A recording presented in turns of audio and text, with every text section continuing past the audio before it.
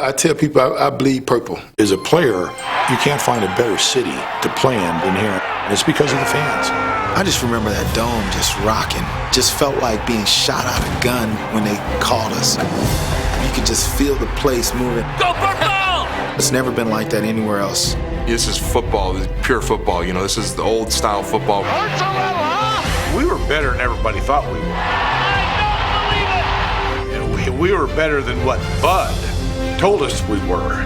Jim Marshall, Carl Eller, Alan Page, Fran Tarkenton, Chuck Foreman. These are tough, honest players. Just to be part of that legacy makes it special. I think we did a pretty solid job of perpetuating that tradition. Just really get to play with some great guys and become lifelong friends. We played so hard for each other because we all liked each other. You're going on the field with your family, basically. That's the most memorable part of being on the purple. Look around, fellas. This is it, huh? This is all we got. We got each other.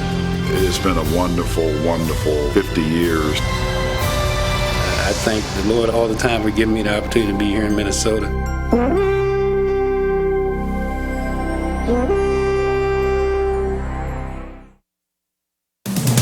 In 1960, Minneapolis businessman and sports enthusiast Max Winter headed a group that brought an NFL expansion team to the Twin Cities to begin play in the fall of 1961.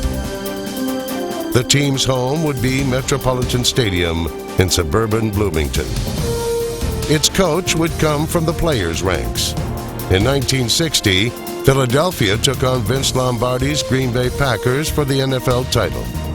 Eagles quarterback Norm Van Brocklin led Philadelphia to the championship, the only playoff game Vince Lombardi ever lost. Several months later, the Dutchman was introduced as the first head coach of the Minnesota Vikings. The first wave of Vikings arrived in the expansion draft, most notably future Hall of Fame running back Hugh McElhenney, who still had a few good moves.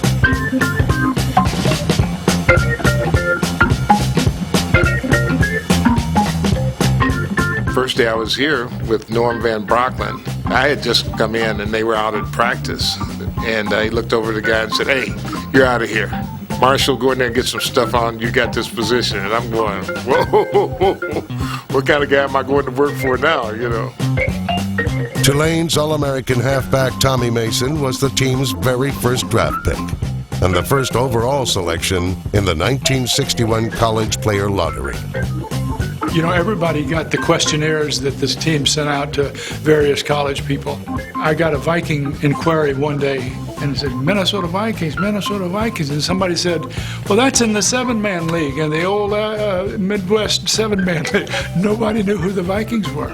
Round 3 produced a quarterback from Georgia by the name of Francis Asbury Tarkenton. We had the cast-offs, the 2-0s, the reprobates from the other team. It was a great time for me to come. I was 21 years old, son of a preacher man, Athens, Georgia. It was a world that I'd never seen. I didn't drink at that time or nothing, and they were the greatest personalities, greatest learning experience, and the team played well. Tarkenton didn't start the team's first ever regular season game. After about the first half of the quarter, he put me in. And, of course, it was a historic game. We beat the Bears 37 or 38-13, and I had a big day.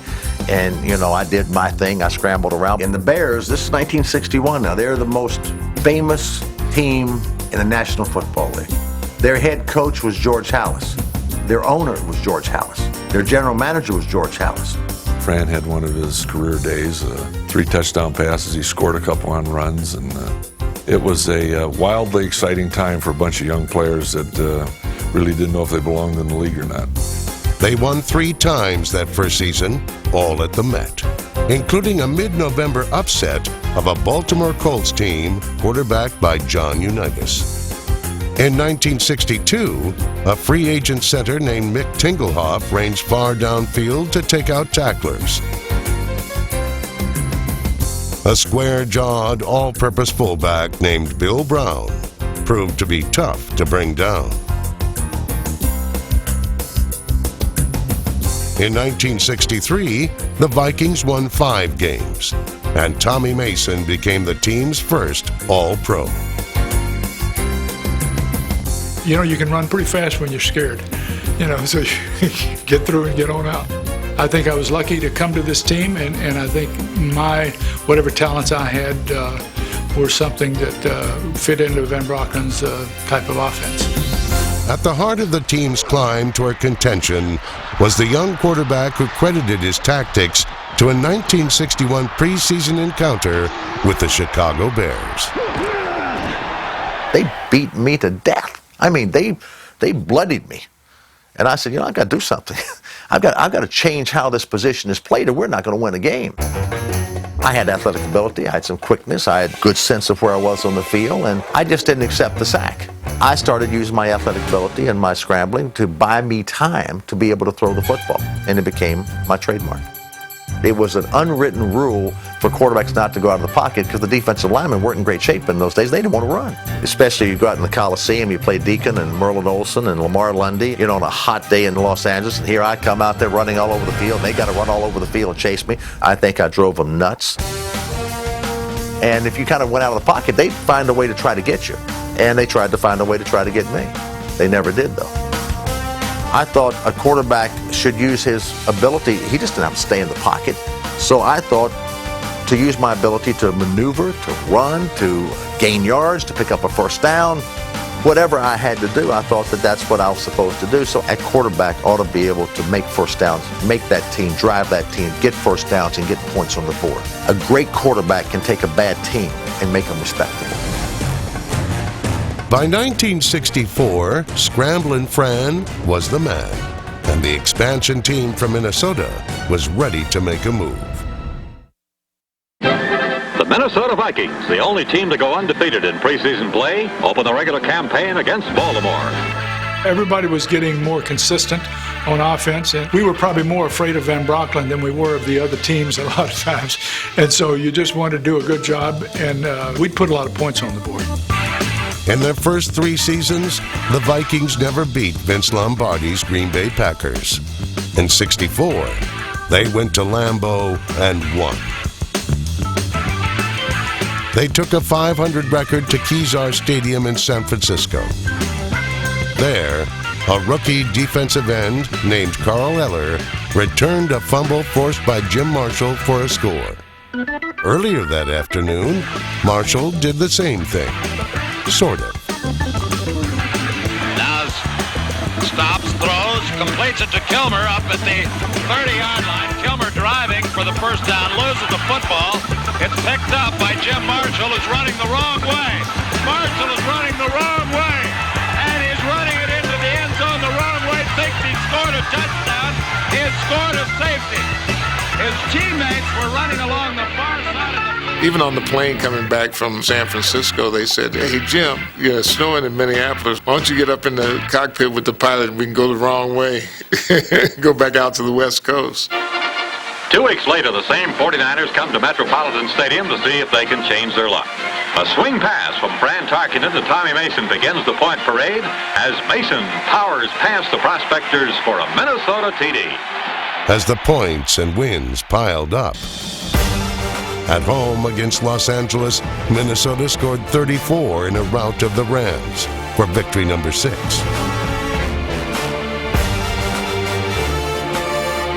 In a visit to the big city, Tarkenton tore up the defending Eastern Division champions for win number 7. On the season's final weekend, Minnesota destroyed the defending NFL champion Chicago Bears. The Vikings tied Lombardi's Packers for second place in the NFL West. And those in the know were predicting big things in 1965. But Norm Van Brocklin's budding dynasty never bloomed. He was a tough man, come up in tough times, and he was a knowledgeable coach. I mean, he taught me professional football. He gave me the grounding in football that few people had. I knew as much football from an offensive standpoint and a passing game standpoint as anybody. The '65 Vikings started the season 5-3. Among those wins was a victory in Cleveland over the defending NFL champion Cleveland Browns. Clearly, the expansion team from Minnesota was poised for a title run. We always, offensively, were pretty well represented. And we didn't always win games, but we'd lose them maybe by 28-24. In a late season downward spiral, Minnesota dropped 4 straight games, including 2 to Lombardi's Packers, one of which occurred when this potential game-winning touchdown was ruled incomplete. The side judge bore the brunt of Minnesota's frustration. The Vikings finished 5th in the division, and for all intents and purposes, the Norm Van Brocklin era in Minnesota was over. Dutch coached one final season. Fran Tarkenton continued to mesmerize with his impromptu magic, but together they'd peaked. In their 6th season, the Vikings finished dead last in the division, a tough pill to swallow. I'd never had a failure in my life before. Trying to take an expansion team from start, getting everybody's rejects, and I was so headstrong, so confident in myself, I thought I could do it. When you have an expansion team, you get all these people in the expansion and try to make a living with it. Van Brocklin almost destroyed me as a human being. It wasn't about scrambling. It wasn't about that. It was just about his personality. If I was a pocket passer with Van Brocklin, we were going to have conflicts. He had conflicts with every human being he came in touch with, but so that he even fueled it even more, that you cannot win with a scrambler. In 1967, a new head coach and quarterback offered a brand new direction. Canadian League veteran Joe Kapp will never be remembered as cat-like, but his toughness and leadership appealed to Bud Grant. The nicest thing he ever said about me was, Joe Kapp will never stop looking for a way to win the game. The only thing he ever said to me personally up close was 3 words: get a haircut. The 4-time Canadian Grey Cup champion coach brought his own unique agenda. Practice was almost over. We thought we were going to a kicking game. Bud has us lining up for attention for the national anthem. Fortunately, we had people like Carl Eller who had been in the service, and so I put him in charge of making sure that everybody knew how to stand and hold a helmet and look at the flag and sing if they wanted to. And it became known as the Grant formation. I told the players, I said, if you come to training camp in shape, we don't have to worry about getting you in condition. Then we just start practicing. We'll have the shortest training camp there is. Just come in shape. Also, we're only going to have players that can play. One of the most important things you do is evaluate players. I mean, the assets of the team are the players, so you can't make a mistake in evaluating players. Having played in the league, having played every position other than interior lineman, both offense and defensively, that I had a pretty good idea, and my staff had a good idea who the players were. Bud Grant worked no sudden miracles.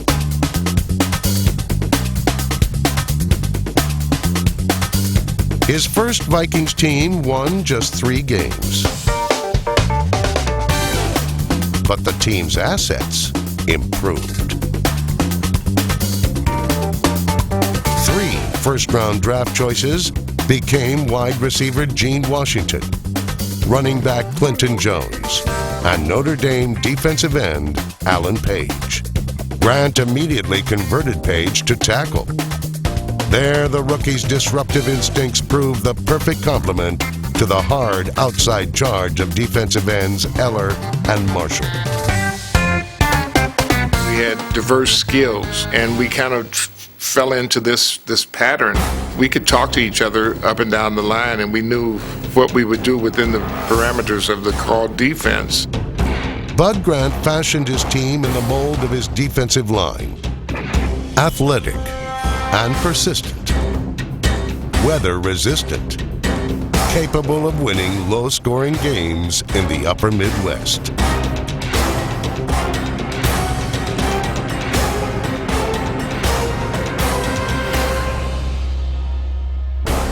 Special teams would be crucial. For the next decade and a half, no NFL club would be more successful blocking kicks.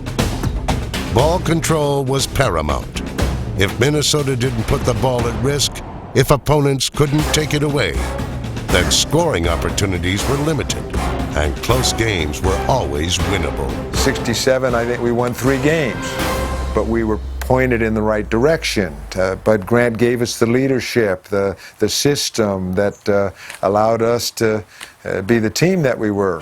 In addition to 3 wins, the Vikes also posted 3 ties, including one against the powerful Colts. But the low-scoring games Grant favored were a tough sell to his quarterback. We're at Green Bay. We played Lombardi, and we didn't, we had a pretty good defense. We ran the ball. Bill Brown was having a good day, and Joe kept saying, well, when are we going to open up, Coach? And I'd say, Joe, as long as the game is this tight and it was close, we'll just do what we're doing and do what we do best. Joe, I think he completed 7 out of 10 passes for the whole game. He said, Coach, I've never, ever only thrown 10 passes in a ball game. I said, Joe, you got to remember one thing, we won. And he said, you're right, Coach. He said, I'll do whatever you say from now on. It was Grant's first victory with the Vikings. It came against a Lombardi team that went on to win Super Bowl II. It marked a turning point in Minnesota's football fortunes. From Minnesota, Carl Eller. Bud Grant's Vikings belonged to the NFC Central Division. 4 Midwestern teams playing old school football, soon to be known as the Black and Blue Division, one the Vikings would dominate for a decade.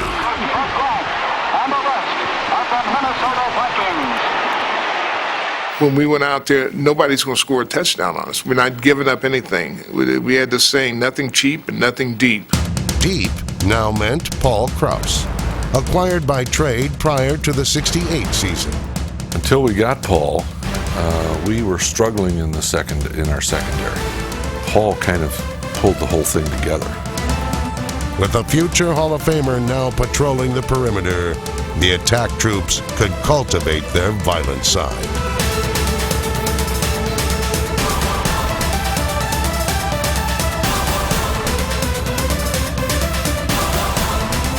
The 1968 Vikings allowed the fewest points in team history. Minnesota's might made things right when point scoring failed.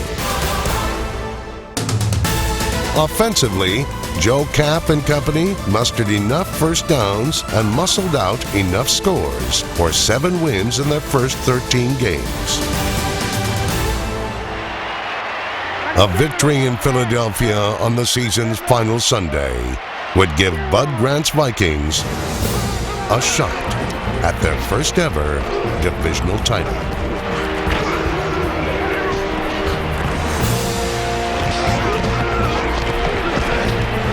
Offensively, the Vikings' black and blueprint called for ball control with an occasional big play.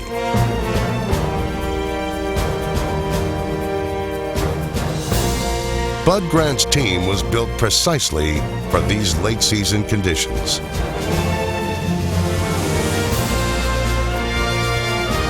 At day's end, the Minnesota Vikings prevailed 24-17.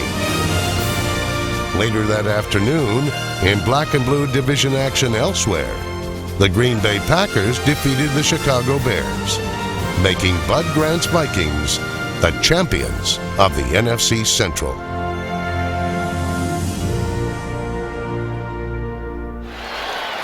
One week later, in rainy Baltimore, the Vikings took on the Colts for the Western Division title. They used some blitzing that we had not seen in those days of black and white film, and the Colts were successful with their blitz. We looked at that film.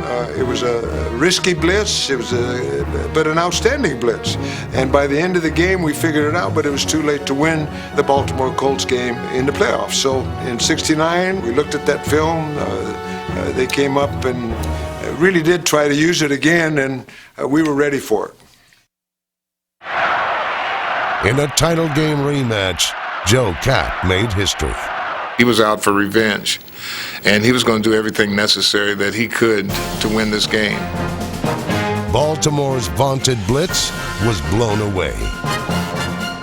You can't cover Gene Washington, so we throw to him. I believe he got 2 of the touchdowns. The blitz exposed their weakness, and we throw a couple more.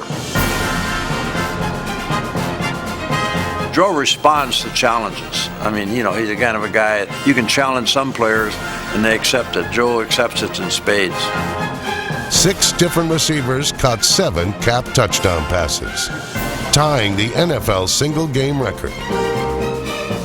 The entire 40-man roster gave it their all for 60 minutes, and the season's championship slogan was born. Everything kind of clicked in '69, and we started winning games. And once you get going, you know, it's kind of steamrolling along, and ended up with a great year. You don't just become a winner. There is a process, and that was put together by Bud Grant. If you go back and look at the records and the games that we won, how we won, between Jim Marshall being the leader on defense and Joe Kapp being the leader on offense, a lot of it can go back to Jim Marshall and Joe Kapp. Our strength and our talent at that time was our defensive line, and we had got 3 pretty good linebackers in there by then, and we could stop a lot of teams, you know, without blitzing a lot. In 14 games, the Vikings allowed just 133 points, the lowest single-season total since 1946, when teams only played 11. On Thanksgiving Day in Detroit, Minnesota clinched the Black and Blue Division crown, as Jim Marshall made one of the greatest plays Bud Grant had ever seen. He knew he was going to be tackled, and just as he was tackled, he reached back and threw the ball, lateraled the ball to Alan Page, who was coming behind him.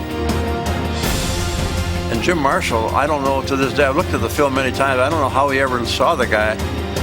2 great leaders, but only 1 postseason award.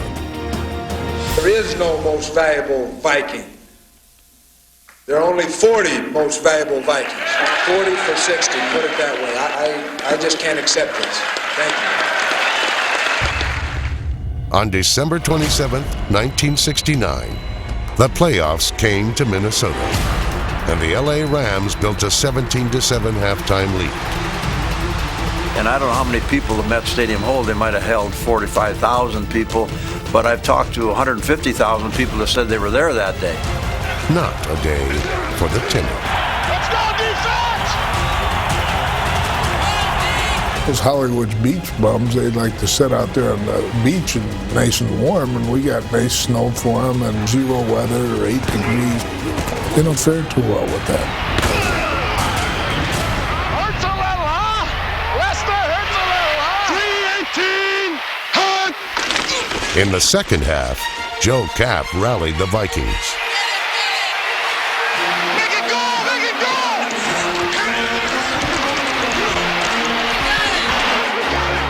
The defense got us the ball back so that we could have the game-winning drive, and that Gene Washington caught the ball down in the corner there. It's one of the most fun I've ever had in my life, and don't expect to ever duplicate. The man who declined the most valuable Viking award, and 39 other stout-hearted men played 60 minutes of football. Later, as the game wore down, they had to throw from their end of the field, and Alan Page didn't penetrate like he ordinarily usually does, and he was back there and watched the quarterback's eye, was sliding with him, and Alan's got good enough hands he could catch the ball, and he made the interception, and that was the end of the game. It took 9 full seasons, but the Minnesota Vikings could finally celebrate a playoff victory. 1 week later, conditions were ideal for playoff win number 2. I took pride that if we got inside the 10-yard line, that we would ram it in. That's part of the Central Division, black and blue division. And that game, the last NFL championship game, it was Gene Washington. I mean, he got behind people, so we skated in for that touchdown. But later in the game, there's this obstacle. His name is Jim Houston. The knee got him, pure accident, right on the jaw. So he's knocked out. Well, I got up and, he didn't. It was kind of every man for himself when the game was over. Fans are crazy, They came running out like there's a whole sea of people. It was quite a celebration.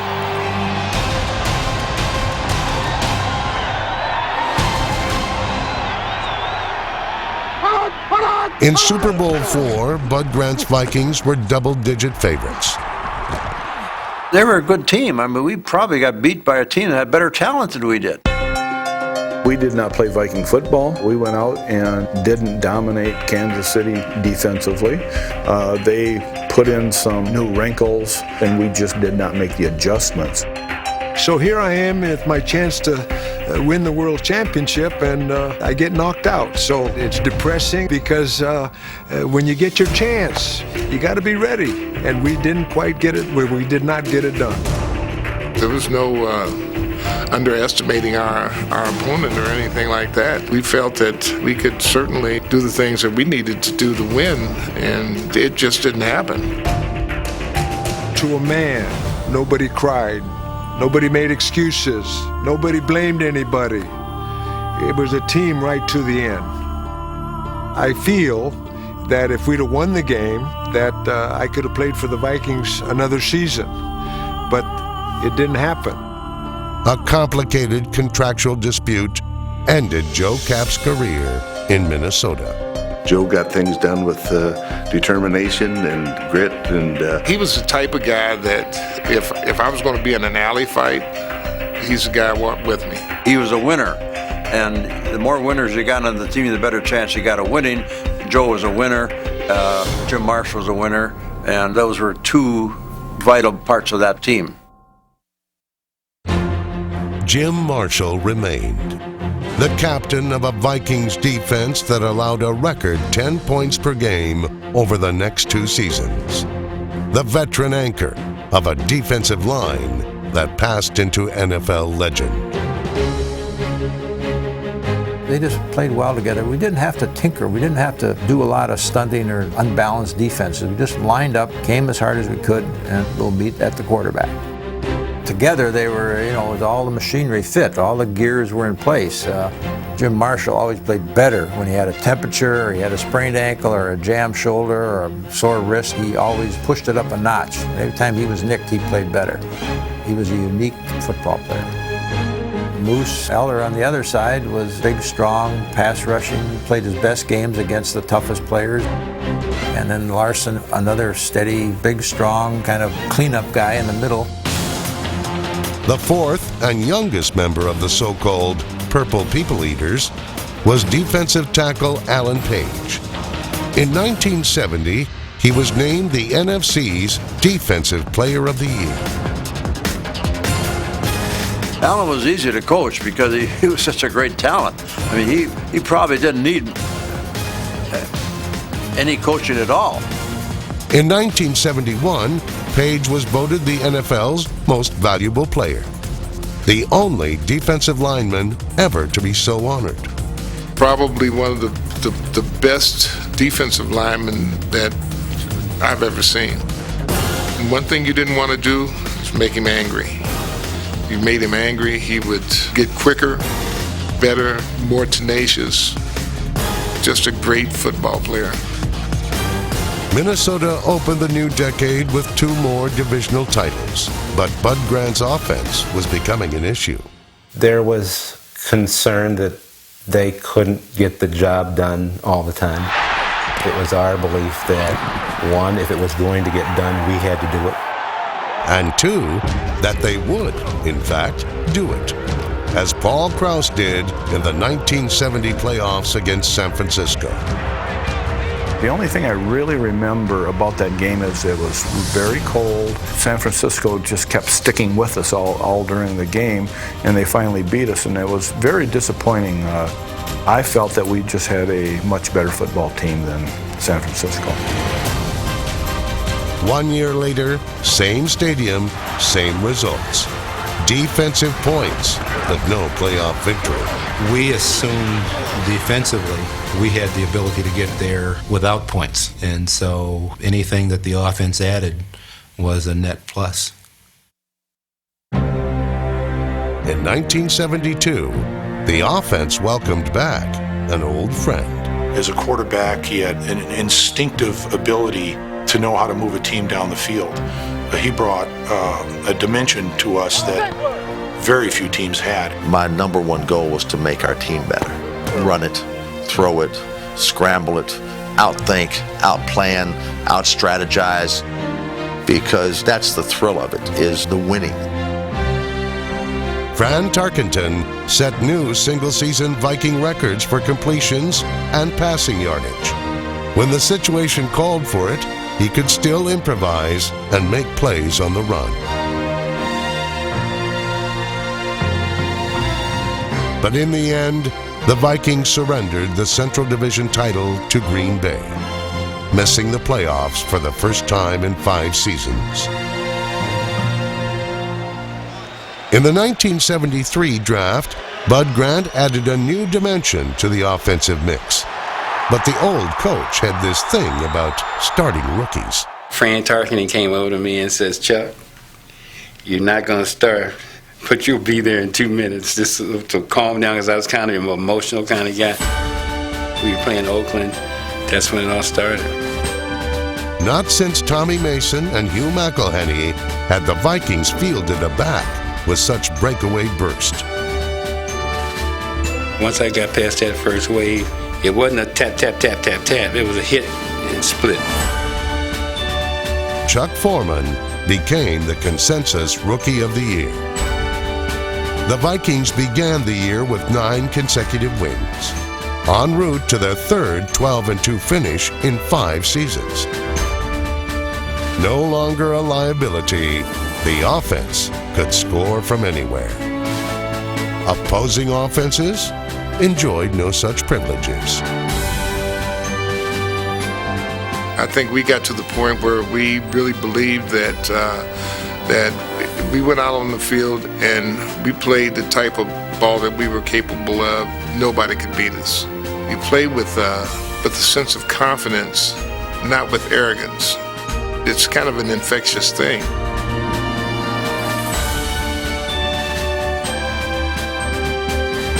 When you coordinate that, if everybody's got that feeling, man, it's pretty much a situation where you know you're going to win.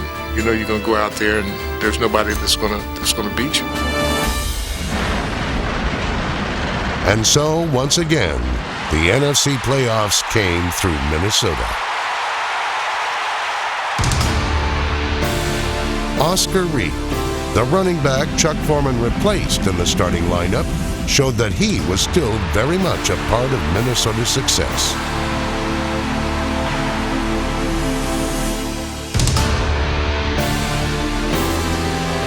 It was 40 for 60, all over again. Playing in their first ever postseasons, Fran Tarkenton and John Gilliam tormented the over-the-hill gang.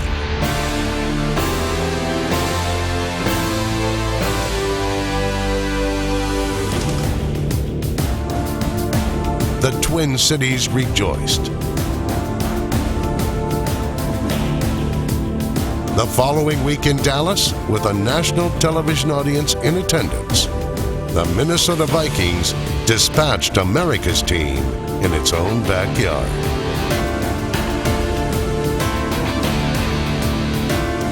This was black and blue division football at its brutal best.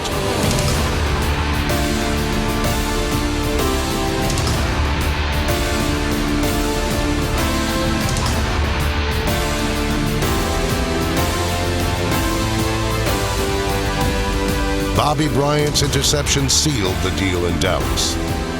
the Minnesota Vikings were going back to the Super Bowl. And once again, big game success was not to be. Down by 2 scores before their first offensive snap, the Vikings managed just 1 touchdown against the powerful Miami Dolphins. It was a portent of things to come. You want to play in the big game, and we played in the big game, and we lost all 3 times that I quarterbacked. I have never gotten over that. In 1974, the starting lineup was virtually the same, with predictable results. Chuck Foreman led the league in touchdowns. Fran Tarkenton led the conference in passing yards. John Gilliam earned his 3rd straight trip to the Pro Bowl. The veteran Viking defense allowed the fewest touchdowns in the NFL. Factor in the Vikings' perennial special teams excellence, and the sum total was Minnesota's 6th Black and Blue Division crown in 7 seasons.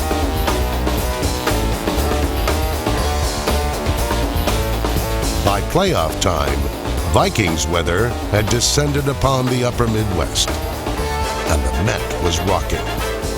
First up were the St. Louis Cardinals. Fran Tarkenton and John Gilliam gave the Vikings a lead. The Purple Gang made it stick.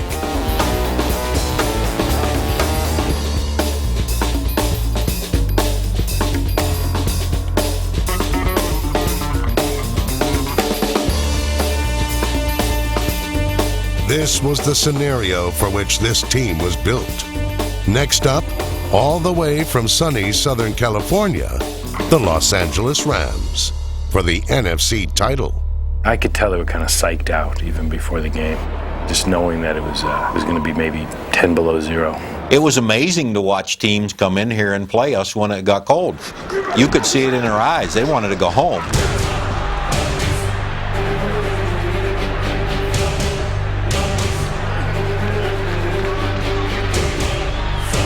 Metropolitan Stadium, when the sun would drop over the back of the stadium, the temperature would drop, 10, 15, sometimes 20 degrees. And we would, under our breath, start saying, Odin, Odin, Odin. Viking god of war, And so, you'd see your opponents go, what manner of men are these? These dudes are crazy. 6 inches from the Viking end zone, Odin intervened. They thought we had some kind of a spiritual thing going on, and it was simply that it was going to get cold. Game, set, match. Minnesota Vikings. Another NFC championship for Bud Grant's team. Another opportunity to play on football's biggest stage, and another impending disappointment for the Viking faithful. Near the end of the first half, Minnesota drove toward a go-ahead TD.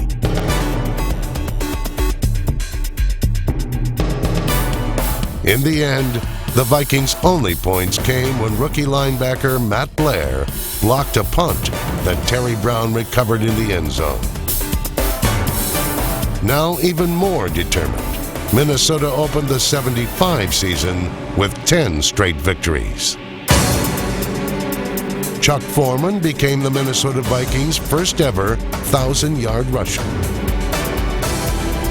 Foreman also caught 73 passes, an NFL record for running backs in a single season. As usual, the Purple Gang was impregnable. The Minnesota Vikings defense allowed the fewest yards in football, the 3rd fewest points in football, and in 4 of their 14 games did not surrender a touchdown.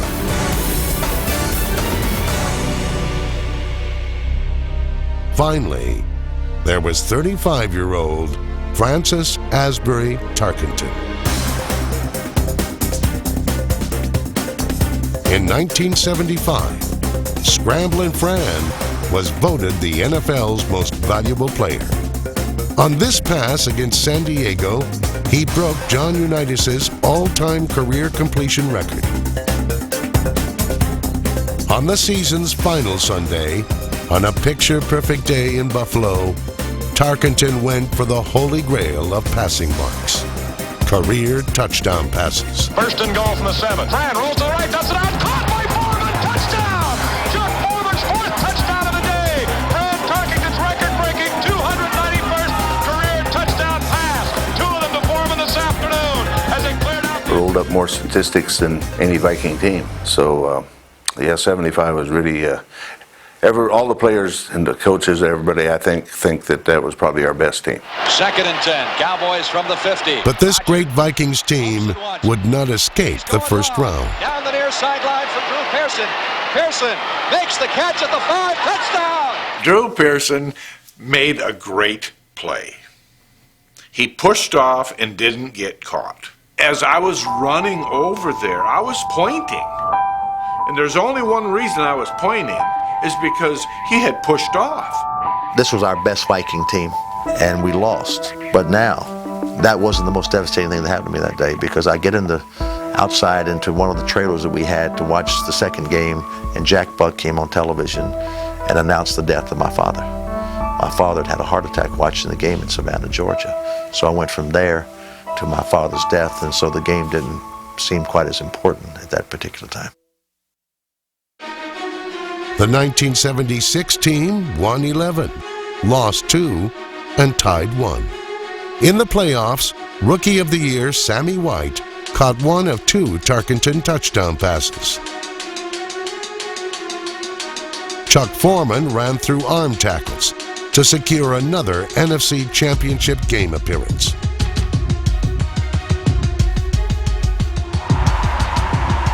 On that day, Odin once again was summoned. To a man, we decided they're not crossing his line. And we fought them to 4th down, and they tried to kick a field goal. Dempsey in to try for the field goal. This is a chip shot.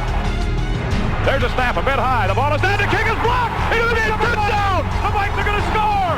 It's Bobby Bryant. Nate Allen blocked it. Bobby Bryant scoops it up. Unbelievable.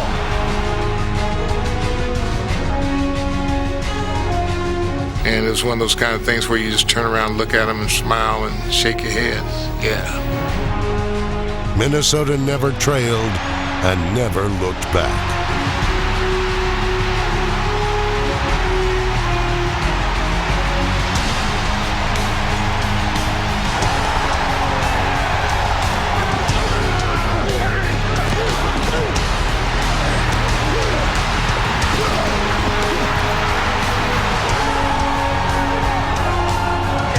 For the 3rd time in 4 years, the land of the Midnight Sun celebrated an NFC championship.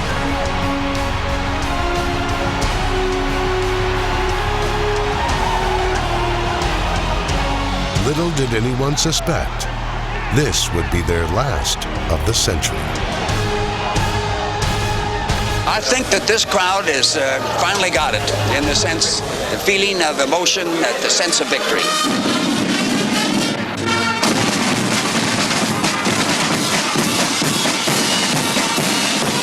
This is Joe McConnell reporting to you from Pasadena, California, the Rose Bowl, and this year the site of Super Bowl 11. For the 3rd time now in the last 4 years, the Minnesota Vikings have been to the Super Bowl.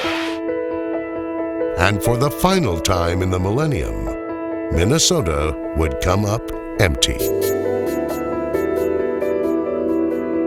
Second place doesn't count, but second place doesn't count in anything in this country. And you either win it all, or you kind of blend in with the rest of the teams.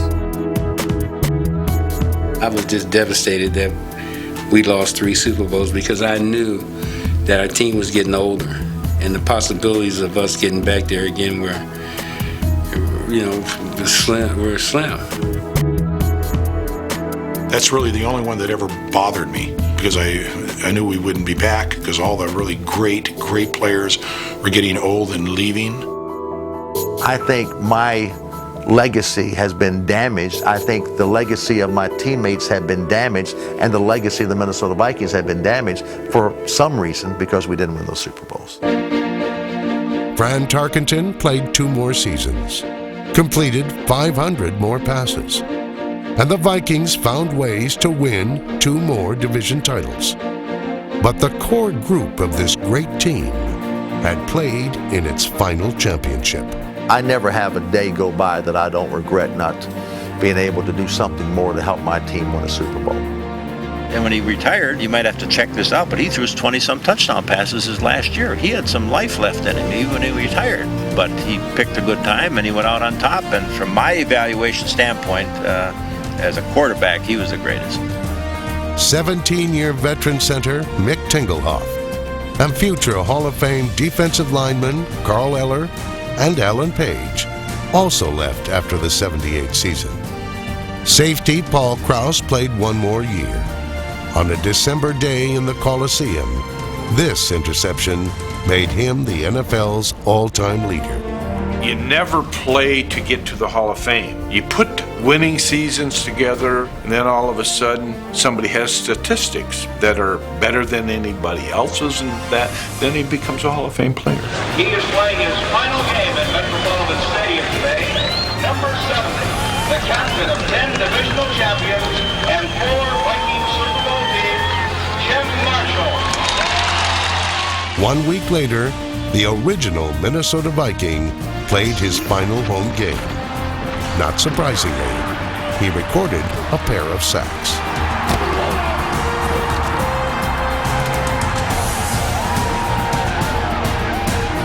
Jim Marshall's retirement marked the end of a golden era.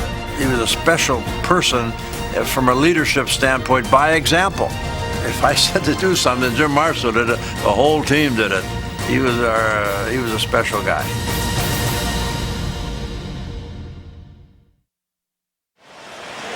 As the first Viking generation passed the torch to the next, one constant remained. He was a great, great coach. If you could not play for Bud Grant, you could not play. Understood winning and losing of football games and what made teams win or lose. Player assets were the key.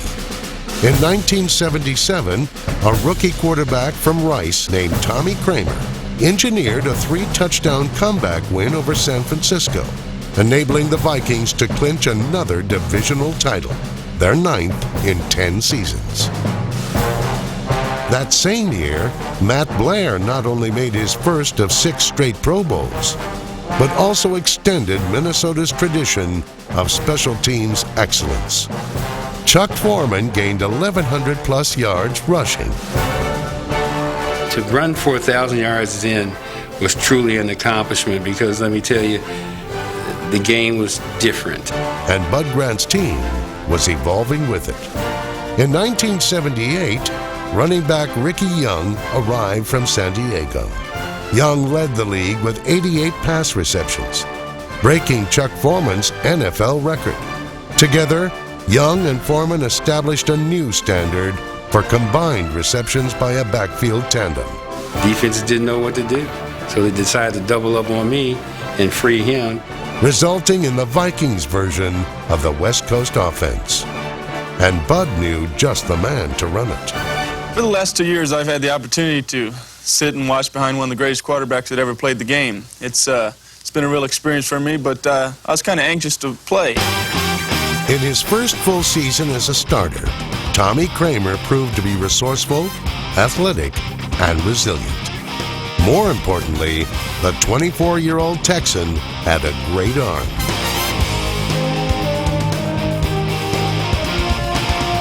"3,000 passing yards and 23 touchdowns later, Tommy Kramer had established himself at quarterback.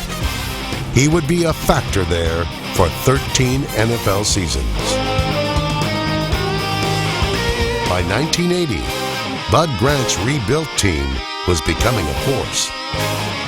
After an uncertain 3-5 start, the Vikings seized control and won 6 of their final 8 games. Kramer commanded the NFC's best passing attack. Second-year running back Ted Brown flirted with the 1,000-yard rushing mark and brought balance to the offense. The next generation of Viking defenders started playing like their illustrious predecessors as Bud Grant's team zeroed in on the postseason.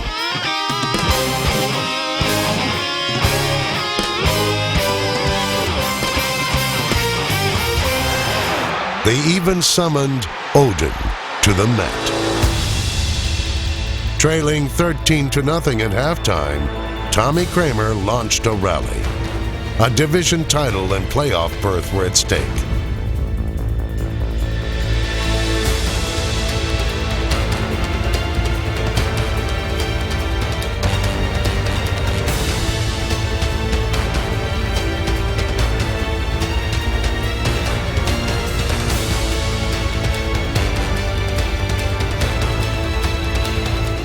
Down by a point with time running out, Odin once again worked his Metropolitan Stadium magic.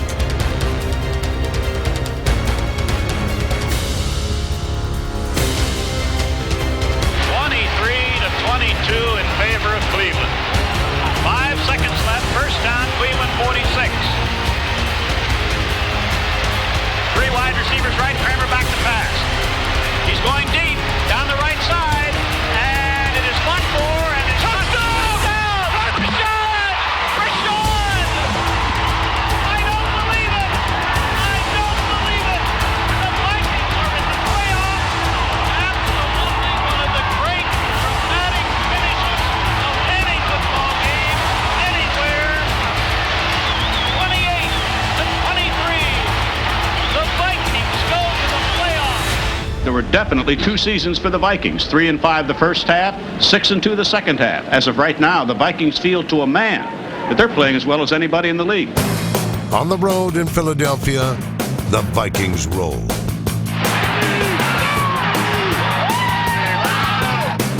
But their big lead vanished. And ultimately, the Eagles went to the Super Bowl. Injuries cost Kramer the first 2 games in 1981. He still set new team records for passing yards and TD passes. Ted Brown rushed for 1,000 and amassed more combined yards than any Viking since Chuck Foreman. Tight end Joe Sensor's 1,000 receiving yards made the 81 Viking offense the most prolific in team history. But 5 straight season-ending losses left the Vikings out of the playoffs.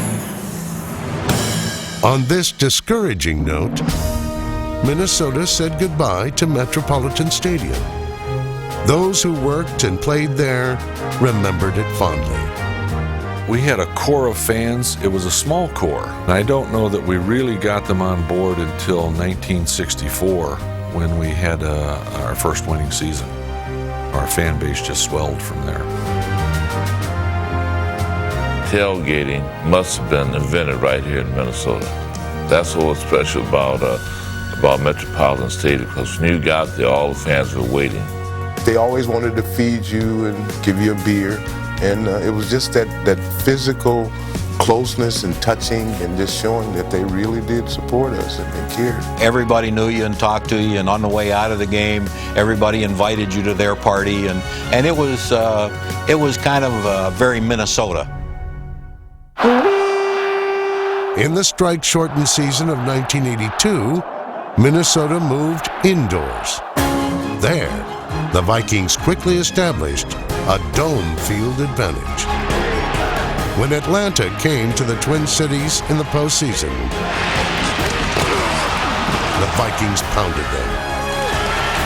Kramer back to pass, pumps once, throws over the middle, wide open, 10-yard line, 5, Sammy White, touchdown! This is the most emotional I have ever seen a Minnesota Viking football team. Young in motion left, hand off to the left, Teddy Brown going to the corner. It was Bud Grant's final playoff win. The following week in Washington, the Vikings put up a fight, but fell to the eventual Super Bowl champions. It was Bud Grant's final playoff game. In September of '83, Tommy Kramer suffered a season-ending injury. The Vikings missed the playoffs.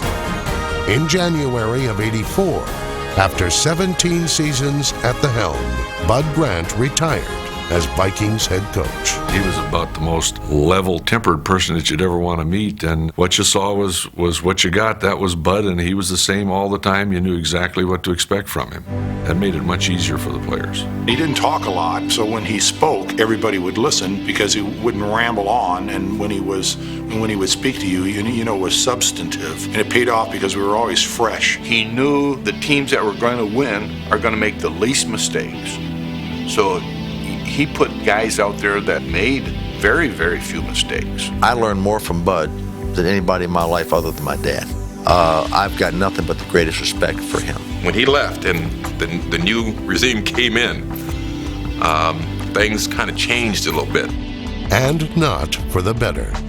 Grant's successor was 37-year-old offensive assistant Les Steckel. His 1984 team finished 3-13. The Vikings' worst season ever. Steckel was fired. 1985 marked the silver anniversary of the Viking franchise. On opening day, Minnesota honored the team's greats from its first quarter century. And who better to reign over the Metrodome on this magnificent day than the Vikings' all-time winningest coach, Bud Grant. If you're with an organization for any period of time, it almost becomes family. If I can help this franchise or this team, come back from certainly their worst season ever last year, then I'll attempt to do that. In week 1 of Grant's return tour, Minnesota took on the defending Super Bowl champion 49ers. Trailing 21-14 in the fourth quarter, the Vikings rallied to an improbable victory. 1:55 to go. Vikes and the Niners are tied. Ted Brown, the only running back. And to give to Ted Brown. Pop through. He's straight on the man. 5. He goes in. And the Vikes, a minute 49 seconds away from a miracle, lead the world champion Niners. By defeating the Bills and Buffalo, the Vikings equaled their win total from the 1984 season 4 weeks into the 1985 campaign. Minnesota's early season success was keyed by an explosive offense that was averaging more than 27 points per game in the first month of the season. Quarterback Tommy Kramer had a plethora of pass targets. Number 83 tight end Steve Jordan was Kramer's go-to receiver. Jordan led all NFC tight ends in receptions and provided a physical presence over the middle. Receivers Mike Jones, number 89, and Leo Lewis, number 87, were the flash to Jordan's smash. Diminutive running back Darren Nelson led the team in total yards. You couldn't double team any of us, really, and that's what I think contributed to a lot of our success. It really was just a great complement of receivers and great running backs, and it was fun to be part of.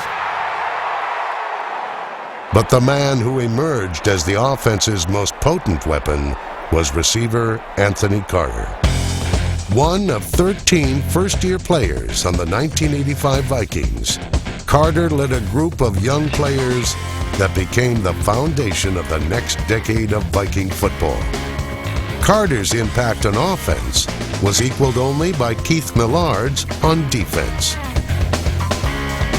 Number 75 recorded 11 sacks in his rookie season.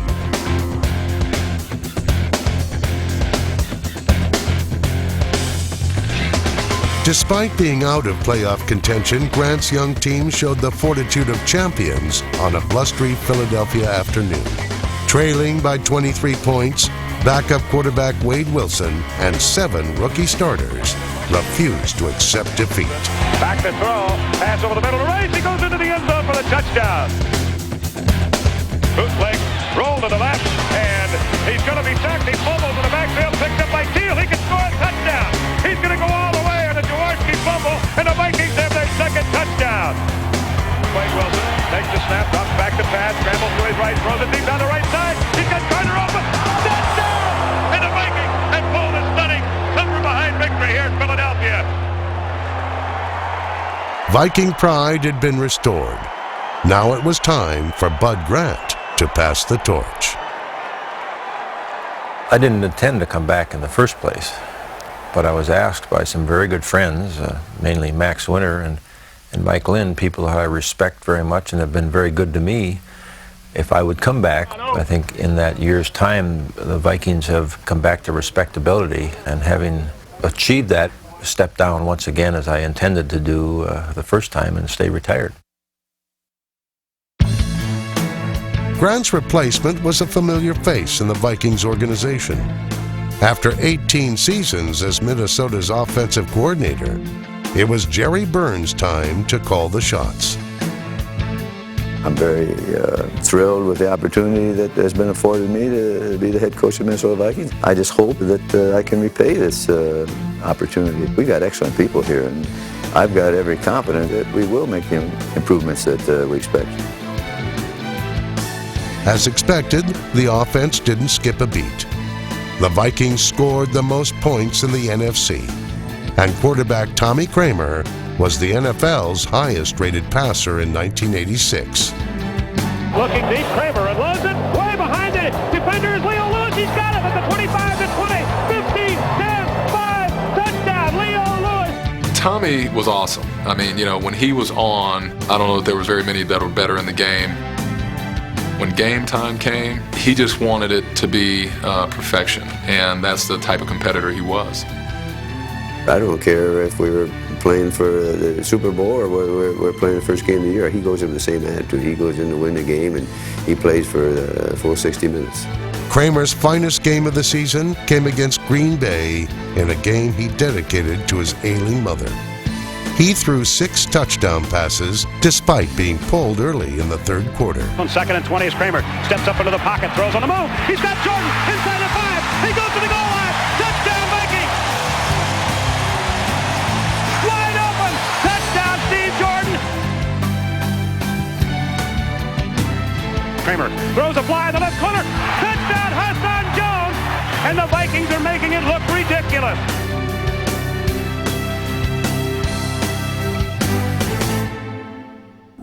Two weeks later, Kramer directed a comeback in San Francisco.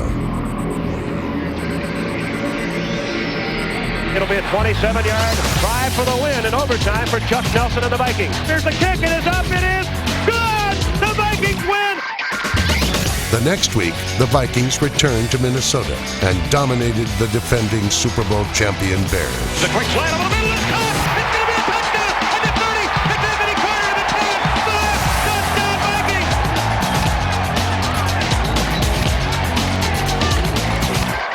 The Vikings won 3 of the final 4 games and clinched their first winning season in 4 years with a victory on frigid Lambeau Field.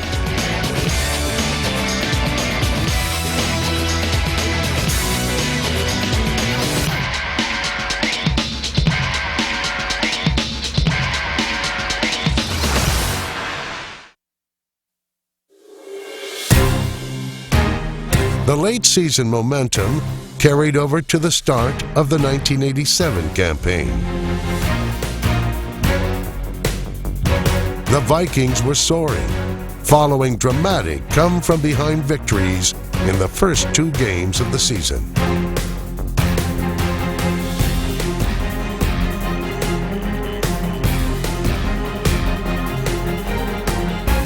But a player's strike took the air out of their sails. Jerry Burns was 0-3 with replacement players. The strike ended the final weekend in October, and the Vikings returned for a Monday night showdown with the Denver Broncos. A thrilling 34-27 victory began a stretch of 5 wins in 6 games.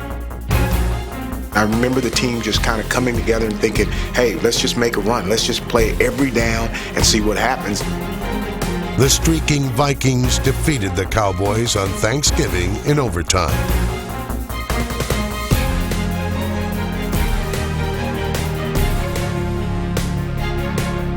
For the first time in 5 years, the Vikings were headed to the playoffs. In the first round, they traveled to New Orleans to take on the NFC's hottest team. We were able to go down to New Orleans in an atmosphere that was very hostile, and they knew that they were going to beat us. We played an outstanding game offensively, defensively, and special teams. We came together as a whole team, and we went down there and really, really played an outstanding game in New Orleans, and we were able to come out with that wild card victory.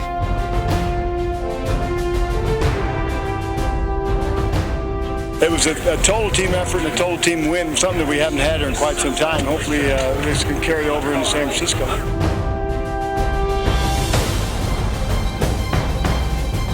And that 49er team was one of the best teams. You knew everybody on the team. I mean, you knew every name. The Vikings introduced themselves and their physical style of play to the 49ers.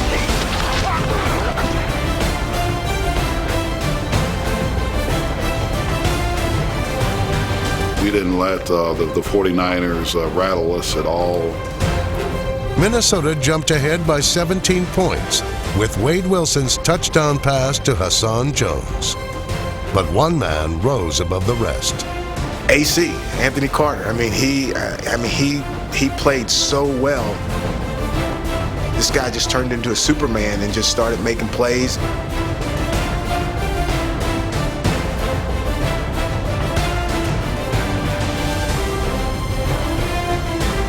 Anthony Carter gained an NFL playoff record 227 yards on 10 receptions.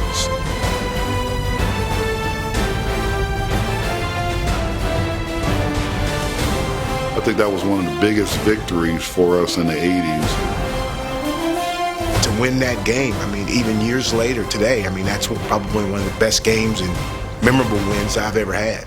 The 1987 playoff run infused a confidence in the Vikings that had been lacking earlier in the decade. The Vikings brought the decade to a close on a high note with successful 1988 and 89 seasons. Goes to the end zone. Hassan Jones! Touchdown, Minnesota! Protected by Hall of Famers Gary Zimmerman and Randall McDaniel, quarterbacks Tommy Kramer and Wade Wilson led one of the most potent pass attacks in the game. Carter had his finest season to date, recording over 1,200 receiving yards, shattering Ahmad Rashad's team record. Boy, I tell you, if it's on the line, Anthony Carter will make it happen. He's one of these guys, when you look at him physically, he's skinny, he's small, great hands, big play player, or the best receiver that's in the National Football League now. The Vikings' average margin of victory in '88 was more than 3 touchdowns. But the offense could not take all the credit.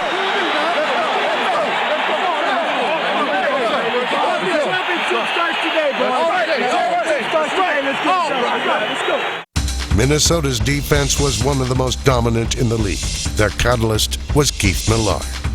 He was integral in terms of setting the tone for our defensive line. Henry Thomas was playing beside him. Chris Doman was at one end. Al Noga was at the other end. They were just unbelievable in terms of getting off the ball. And Keith Millard set the tone for how the game was going to be played every week in and week out. Former outside linebacker Chris Dolman became a dominant defensive end.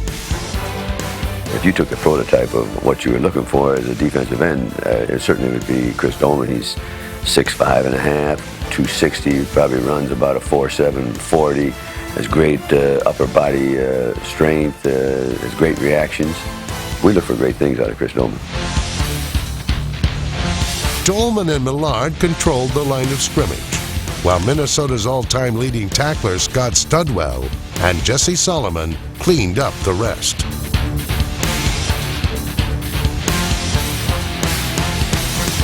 Pro Bowlers Carl Lee and Joey Browner comprised one half of one of the league's stingiest secondaries.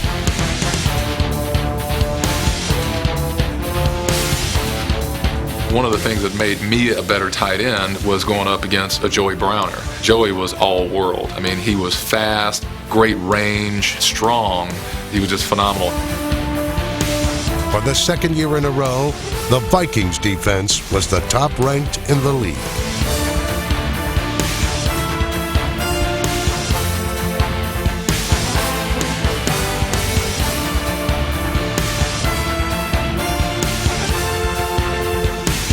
Keith Millard's ascension into stardom culminated with the 1989 NFL Defensive Player of the Year award.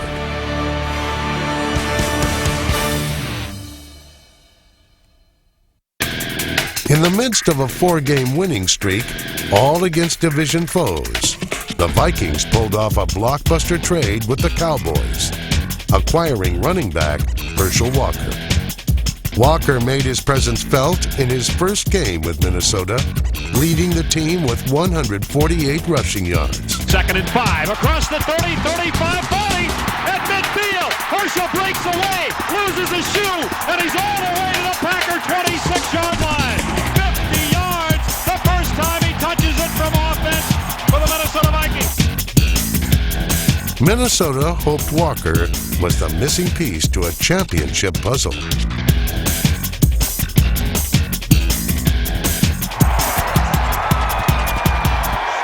Monday Night Football, the final regular season game of the year, and the Bengals and the Vikings both need the victory to advance to postseason play. Take no prisoners tonight, baby. Let's go. A Viking victory would produce the team's first division title since 1980. But the Vikes must get by the defending AFC champion Cincinnati Bengals. Let's go, Let's go, After 3 seasons as the NFC Central runner-up, the Vikings were 1 win away from a Central Division title.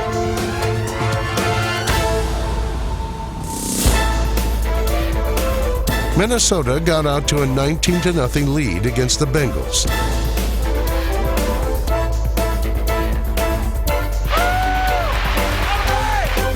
But Cincinnati came storming back.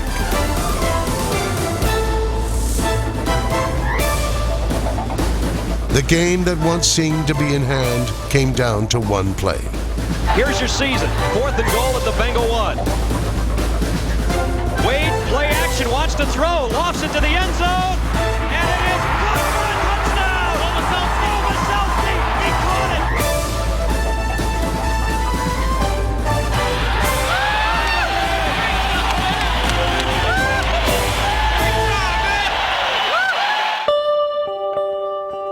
The 1990s were not as kind to Jerry Burns. The decade began with a 28-point playoff loss to San Francisco. Tommy Kramer was gone, and an injury to Wade Wilson forced young Rich Gannon into action. Herschel Walker's production did not meet his hefty price tag, and the numerous draft picks used to acquire him handcuffed the team.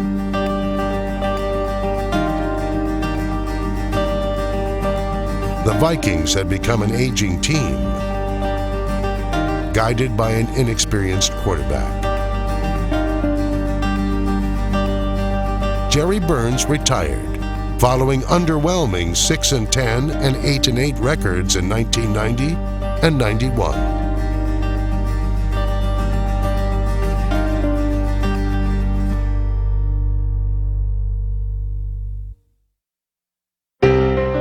In the late 1980s, the Metrodome was home to teams on the brink of championships. In the 90s, it became home to individuals on the precipice of their professional lives. After years of chasing his dream of becoming an NFL head coach, Dennis Green was given an opportunity to patrol the Vikings sideline in 1992. Green did not waste any time instilling his values on his new team. Desire, dedication, and determination are the 3 Ds, and they're really, for me, the essence of life. Let's go. Oh, you got to work it now. Every down. Let's go. We got to find some way to get the job done now. It's right there for the taking. And we talk a lot about the 3 Ds, desire, dedication, and determination. Desire is establishing what you want. What do you want? Come on, Steve, y'all. Bring it out, damn day.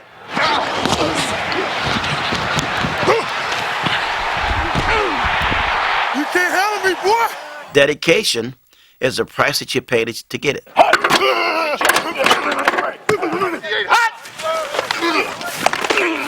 Determination is how many times we'll get knocked back down, be ready to get back up. How many times can we be disappointed and still not lose the fire in our belly?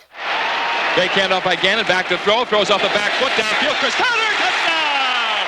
Chris Carter! Like Green, Chris Carter and John Randall took the road less traveled to NFL success. 2 Hall of Fame-worthy careers that nearly never were thrived together in Minnesota. Way to work. You the man, Johnny. You the man, baby. An undrafted free agent from Texas A&I, John Randall came to Vikings camp in 1990 with a lot to prove. For my whole football career, the odds have always kind of been stacked against me. Not many teams were looking for a 6'1", 240-pound defensive lineman. Where he was going to fit in, we didn't know. But once we got on the field, you knew he had to be on the field somewhere. I hope he denied. Chris Carter had 11 touchdowns the season before joining the Vikings. But personal demons cost him his job in Philadelphia. As far as my athletic career, that was the lowest moment. That day I got waived. In Little League, I was Barnett's Bank. In middle school, I was McKinley. In high school, I was the Middletown Middies, the Buckeyes at Ohio State, now an Eagle. And at that moment, I was no one, no team, no number, no identity. That was the fork in the road for me. We heard some good things about him and some mixed reviews about him. All we knew was that, hey, if you want to be on this team and we know you can contribute, we're happy to have you. And I think Chris was also in a position where he had a little chip on his shoulder. He wanted to prove some people wrong, and so that helped us.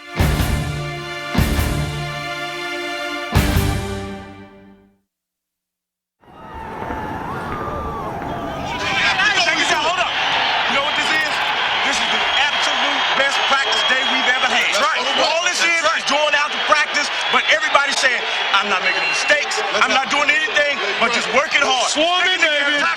Swarm it to the ball. 1, 2, 3, swarm. The Vikings got off to a fast start in 1992, defeating the Packers in thrilling overtime fashion.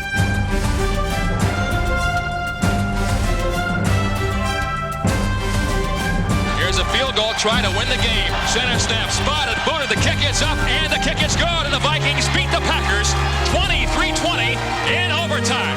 And the players are running out on the field. Now this guy looks like a playoff game. They're coming out, they're congratulating each other, picking Fuad up, they're excited.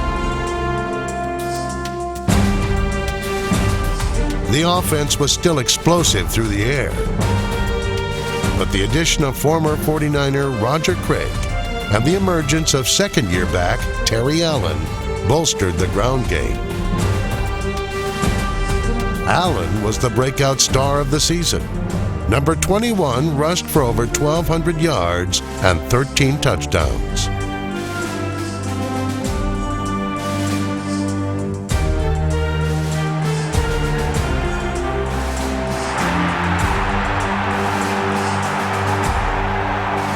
Welcome to the Minneapolis Metrodome, where today the 63rd Vikings-Packers clash unfolds. The Minnesota Vikings into the playoffs for the first time since '89, rebounding from an 8-8 season under first-year head coach Dennis Green.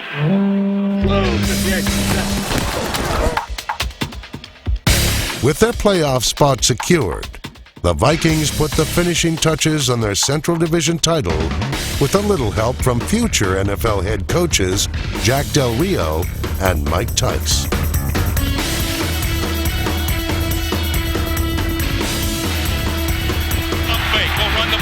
Throws on the run, leaping catch, Tice at the 15, at the 10, at the 5, touchdown, Vikings! Mike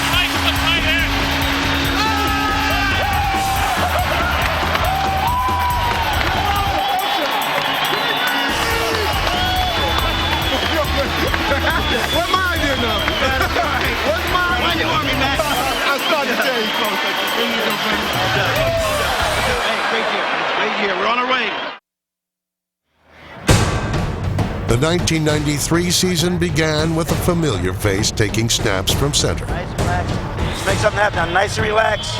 Nice and relax. However, this time it was former foe, Jim McMahon.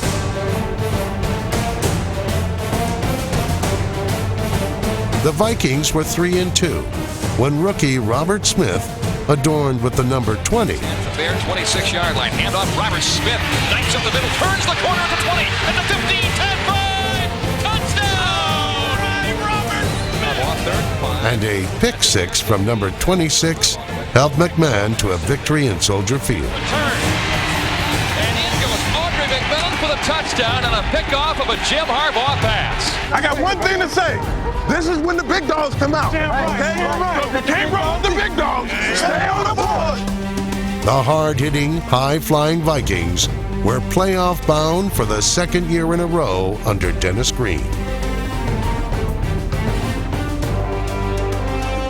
The regular season concluded with a 3-game winning streak that included thrilling finishes in Green Bay and Washington.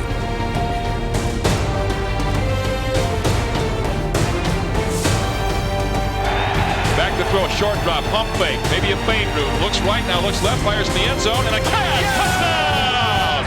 Kadri Ismail! We hold them out, we win. It's that simple. They gonna win it. 4th and goal at the 7-yard line. Bikes up 21-17, trying to preserve the lead. Fire, back to throw. Looking, cocks his arm, fires it. Incomplete! They stopped the incomplete pass! And it was Betsy Glenn who knocked the ball away. Incomplete, Vikings take over. Let's just come down here to RFK, get in, get out, get the victory, get the playoffs. McMahon calls out signals, drops the throw, cocks his arm, fires the ball. It is caught. Alrighty, Anthony Carter. To the playoffs we go. The big thing is you win under any kind of circumstances, and you show the heart for a 16-game schedule, and you show the heart for 60 minutes. That's what we showed today. A first-round playoff exit prompted a major offseason move.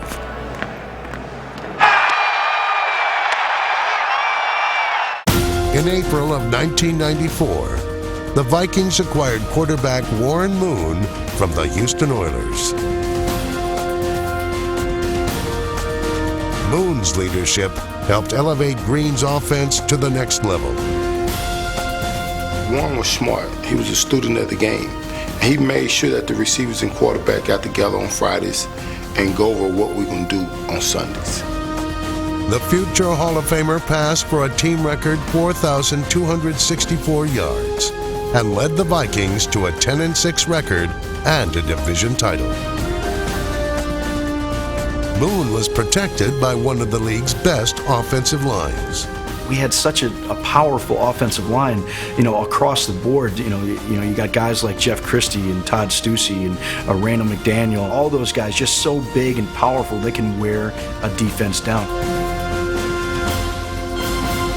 Every good man I know been through something. It's just gonna make your spiritual muscle stronger.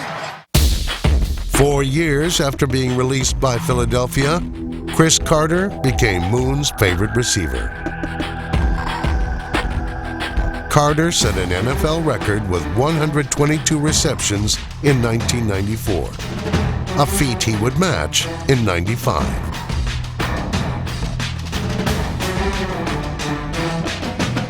Throws it, it is tipped and caught for a touchdown. Big catch by Chris Carter. Oh, man. Carter does it again. What more can you say about this guy? That's why you make what you make, and I make what I make. Nice job. All right. Nice job. Number 80's evolution from promising pass-catching phenom to near NFL burnout had come full circle. His 8 consecutive 1,000-yard seasons with the Vikings and 130 career touchdown receptions are numbers deserving of a bronze bust in Canton, Ohio.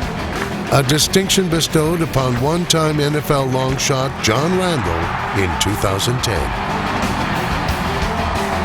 Big dogs are in the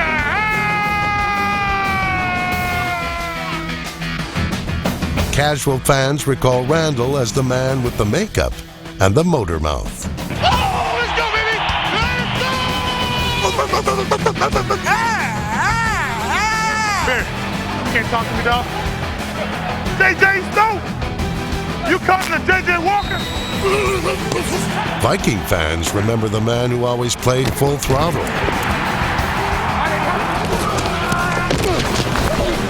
The undersized, overachieving defensive tackle's 137.5 career sacks are the 6th most in NFL history. Hey, that's gonna leave a mark. Come on, Todd. You laid off the ball. Come on. Dennis Green won 30 games in his first 3 NFL seasons, but the Vikings were only 4 games over 500 in the following 3. Even worse, Minnesota was 1-5 in the playoffs under Green.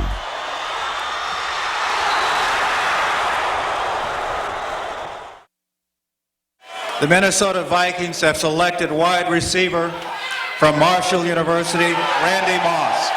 The 1998 draft presented Green with the opportunity to add a game-changing talent to the Viking offense. They call me the freak, man. Because I'm a freak of nature. You're going to see today, just keep your eyes glued to the TV. The most physically gifted player in the draft slid to the Vikings at pick 21. The question was, is he going to allow behavior to interfere with him becoming a great football player? And I was convinced that he would not, that Randy Moss, when he got to where he was going to be a great pro. Then I called Chris Carter and said, Chris, are you on board with helping this guy become the player he should be? And he says, absolutely.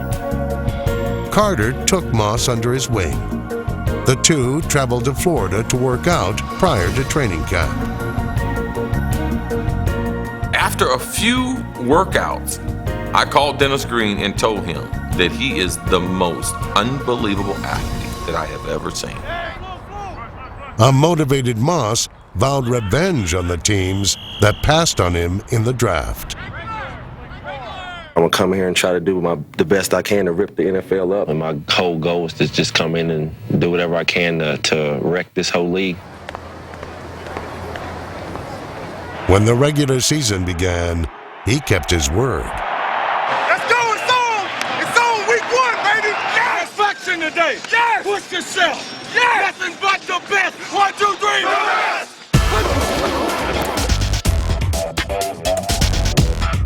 Back goes Johnson, rolling right, 1st and 10 from the 48. Bomb downfield to Moss.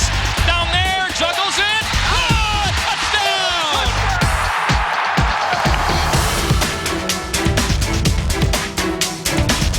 Right to Randy! Back goes Johnson, rolling right. Johnson throws deep. Oh, touchdown! Randy Moss! And I think we're seeing a real coming out party here in this first game. Took a very positive first step. Now we've got to build on it. And there are a lot of things that we can do better, but it was clear that we are a quicker team than we were last year, a more explosive team than we were last year, and I think we got that little bit extra drive. Quarterback Brad Johnson was injured in the 2nd game of the season. But the Vikings had an able arm ready to step in. When Brad got hurt, we were like, we felt bad for Brad. But then when Cunningham stepped in, that veteran, we already knew he would prove it. He would make things happen. So we were just like, hey, let's keep this thing moving. Let's keep this train going. Randall Cunningham's versatility added a layer of complexity to the Vikings' attack. When Randall came in, it offered us that full cachet. That vertical threat opened up the running game. Not to mention, it's Randall Cunningham who can still run the ball.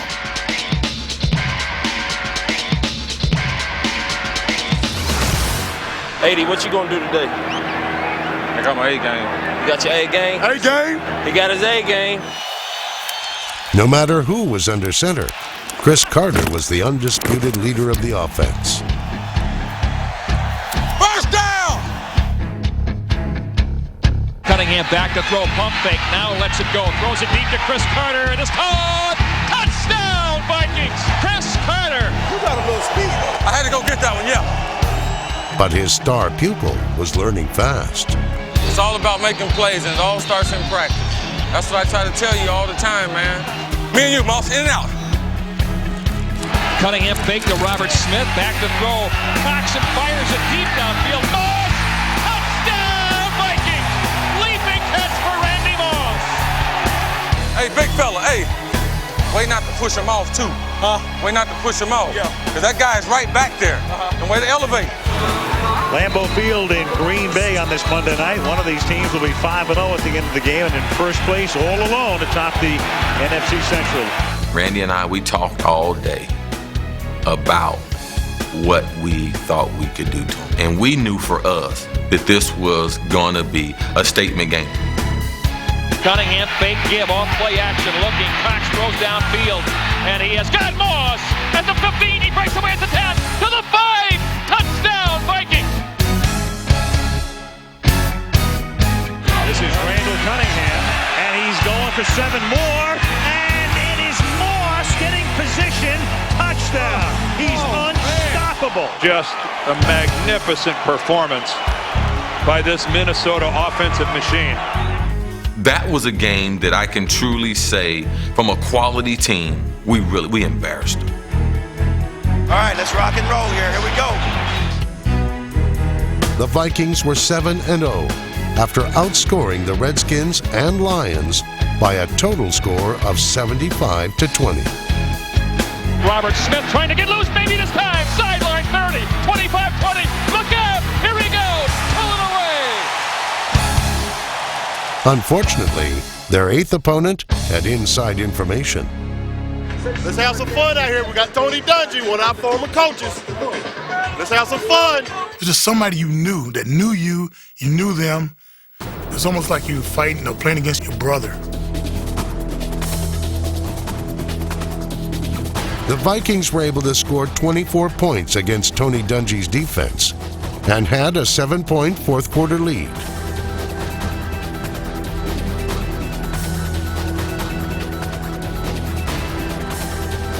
But Minnesota was unable to stop the Bucs' power game. Dennis Green's Minnesota Vikings will taste defeat for the first time this year. They'll go to 7-1. Got off track last week. Time to get back on this week. One thing we didn't do last week, guys, we didn't play 60 minutes. We got to do that today. We got to take control. Dominate on 3. 1, 2, 3. Dominate! The Vikings did indeed dominate the remainder of the regular season. Robert Smith had nearly 1,500 yards from scrimmage. The defense forced 34 turnovers. And the offense scored at a pace that had never been seen before. It was Super Bowl or bust for us. We knew we had the team. You're looking at something very, very magical this year. Cox and throws it deep. Got Moss down there. Touchdown, Vikings! We had Randy Moss, Jake Reed, Chris Carter, Robert Smith, Leroy Horde, and then that offensive line. They were scoring on whoever they wanted to at that time. On Thanksgiving, Randy Moss wanted to score against Dallas, a team he felt slighted him in the draft. Offset I formation, Evans and Smith there. The give to Smith, and a flea flicker toss back to Cunningham. Fires deep, got Moss, 10, 5, touchdown, Vikings! Well, we playing today. You ain't got to worry about us. No, don't you worry about us. Here's Cunningham back to throw it and going deep, and he's got Moss, and there's the flag on the play. Moss has caught the pass, and it's in the end zone anyway. Randy Moss is amazing. Randall Cunningham is amazing. Now it's going to get fun because they got a pressure.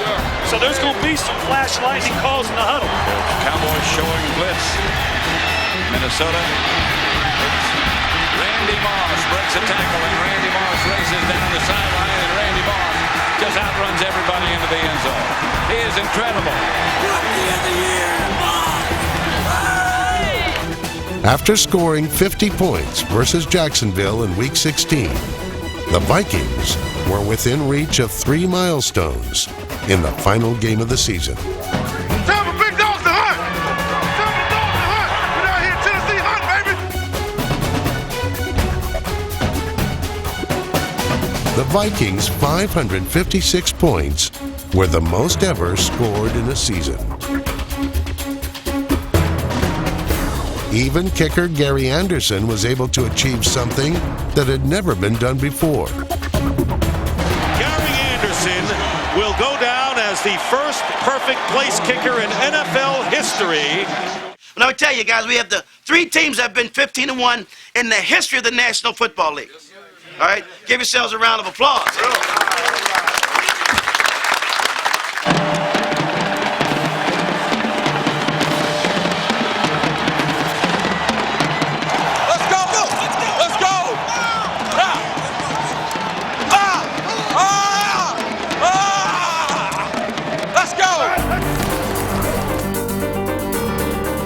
In the division playoffs, the Vikings had too much firepower on both sides of the ball for the Cardinals to handle. Oh, here we come! Oh, here we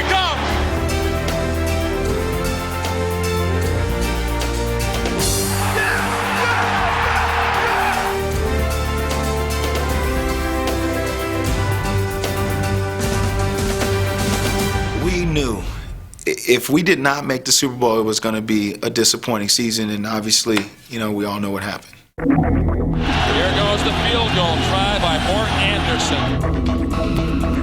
The kick, wide, no, it's good. The Falcons have stolen the thunder from the Vikings. They win it in overtime, 30-27. It's like getting punched in the gut for Viking fans, not only in the stadium, but all over the United States.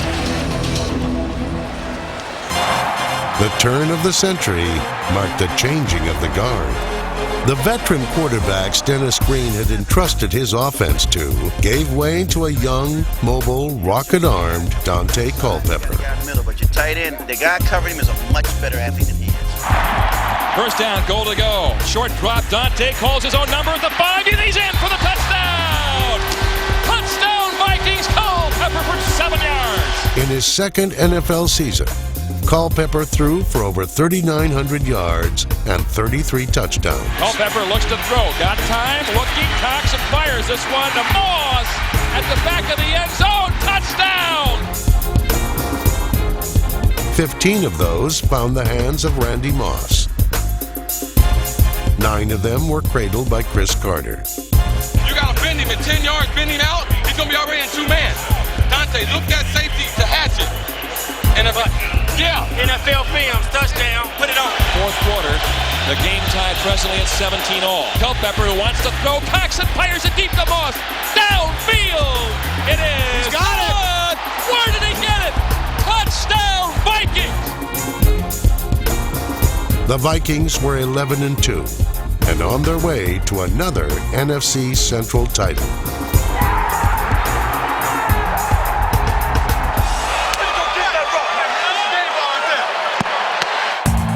But 3 straight losses to end the season and a devastating 41-point loss in the NFC Championship game put Dennis Green on the hot seat.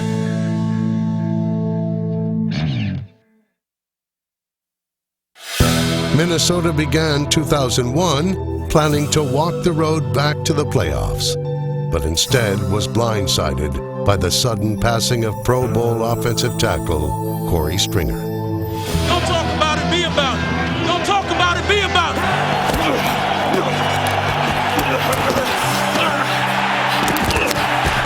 You got everything I got to give. You got everything I got to give. To honor the competitive spirit of their friend and teammate, the Vikings retired his number 77 jersey on the night of a highly anticipated rematch with the team that destroyed their Super Bowl hopes. The Vikes will be seeking revenge tonight against a New York team who crushed Minnesota last year in the NFC Championship game. I remember it being so personal.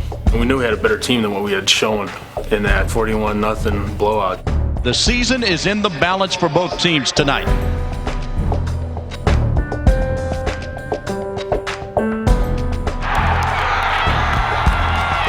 And it didn't take Minnesota long to take it right down the field and score against the Giants. The Giants didn't stand a chance, literally, against the motivated Vikings.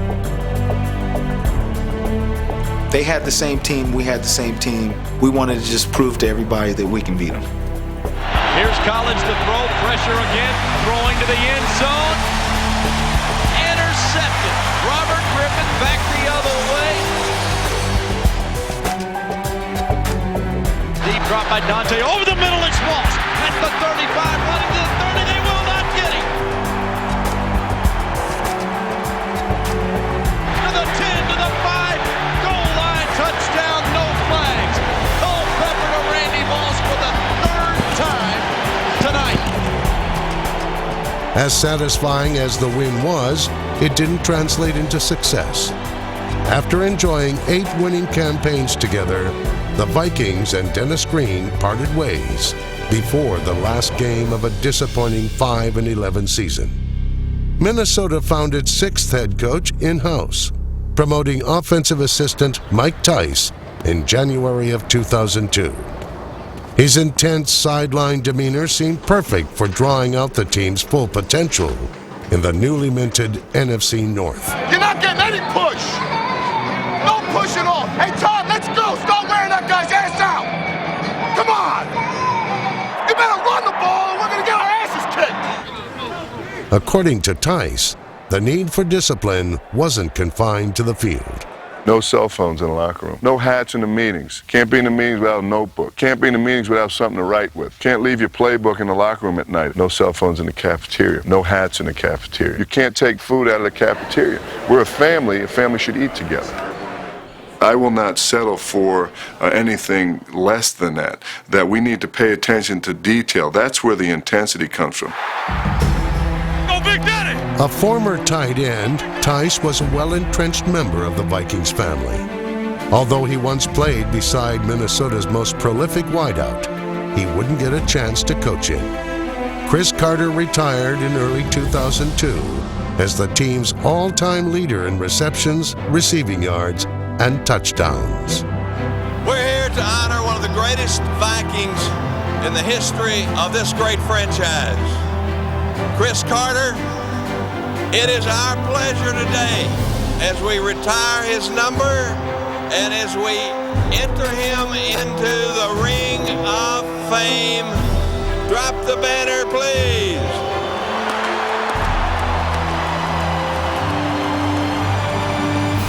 Most players won't say this, but I'll tell you, I miss you. I miss playing with you.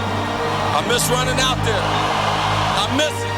Dante and Randy, you guys take it from here. It's y'all's show. Stop right now.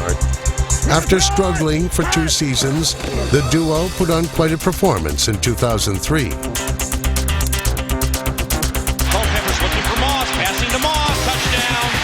Culpepper and Moss on that drive were flat out dominant. That was one of the greatest catches Randy Moss has ever made. Culpepper moves it right side, Moss caught, great catch, touchdown! He's the best in the game. 15 seconds to go in the first half. Culpepper's going to hurry. A better pass protection scheme this time. Dante rolls out to the right. 5 seconds to go in the first half. Dante fires deep to the left. Moss caught it at the 11, but now he... Oh, look at this! Williams! Touchdown! You gotta be kidding me! What happened? I didn't see the play. I was yelling timeout. I thought it was back.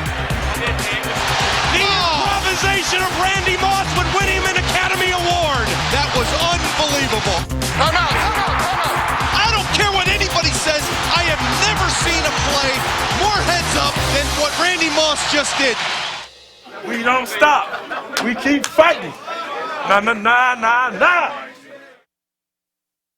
Hoping to retake the division in 2004, Dante Culpepper embarked on the best season of his career. Robinson left. Do we smell a fade? Loops to the left side. Touchdown. Culpepper out of the shotgun. Design roll right to Moss. Caught. Touchdown. Culpepper steps up. Deep. Left side. Kelly Campbell. Caught. Touchdown. And Dante has thrown a career best 5 touchdowns opening day. 2004. Numbers favored Culpepper that year. Not even losing Randy Moss for a month could curtail 11's staggering stats. Culpepper out of the shotgun, rolls right, fires for the end zone. Touchdown! Dante Culpepper has thrown himself into Vikings immortality. That sets a new Vikings single-season record. That record was 39 touchdown passes, and it went along with his league-leading 4,717 yards and a third trip to the Pro Bowl.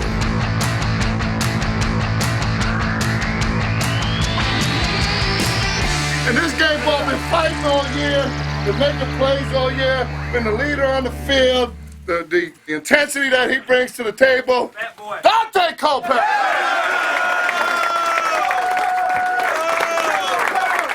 The division was lost in 2004 on two last-second heartbreakers to the Packers. The kick is up, and the Green Bay Packers have won the NFC Northern Division title. Minnesota may have been deemed a wild card come playoff time, but Dante Culpepper was honed in on Green Bay. A day of redemption is here for the Minnesota Vikings. We've been started up the ground, baby. It didn't take long for the Vikings to lay claim to Lambeau Field.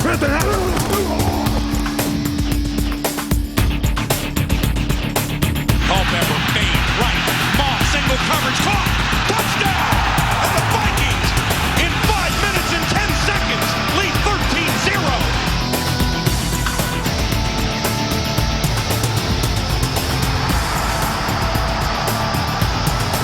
Oh, y'all didn't come to play, man. Y'all did not come to play. What do you act like that? That's a blowout. Well, I'm not a Minnesota Vikings historian, but this has to be one of the greatest starts in Minnesota Vikings playoff history. 2nd and 1 from the 18. Culpepper back to pass, shoots it over the middle, caught, touchdown, Nate Burleson. He's killing the Packers this year. Hey, the nerve in this league cover us one-on-one. It can't happen. A can't-do attitude was imposed by the Vikings defense as well. What are we talking about now? We want to hit this guy, right? I ain't interested in any bats. I want bodies hitting number 4. Okay, he's already thrown us some. He'll continue to go to us, and we keep hitting. But no doubt about that one at all. Blitz is on, fires in, intercepted.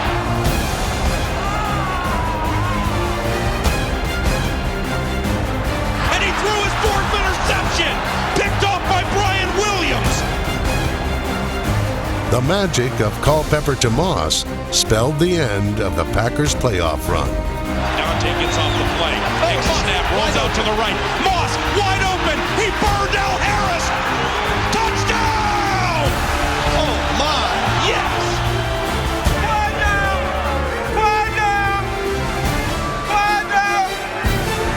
Although it was the Vikings' final victory that year, Minnesota achieved the status of last man standing in the NFC North.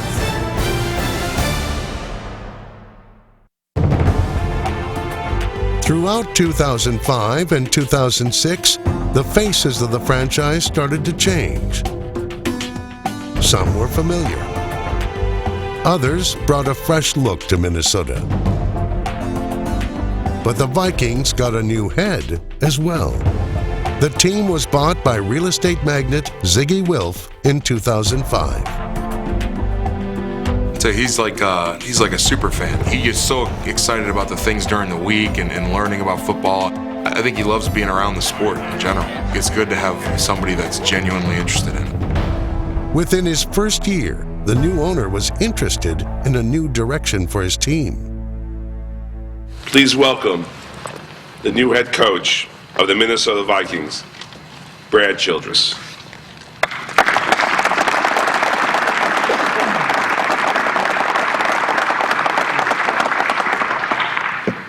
As steward of this great franchise, I'll do everything I possibly can, along with our staff and players, to bring an NFC championship and a Super Bowl to the people of Minnesota.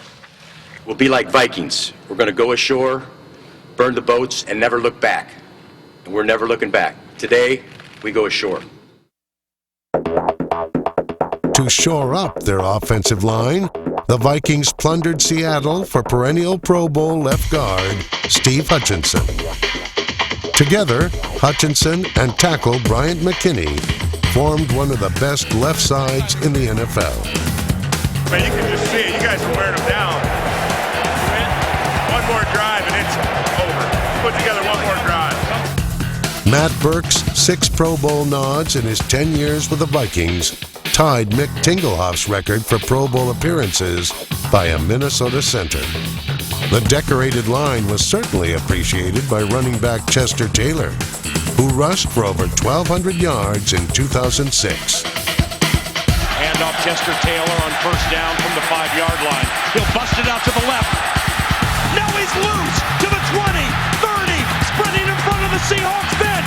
Michael Boulware tries to run him down, and Chester Taylor is gone. A 95-yard touchdown. Woo!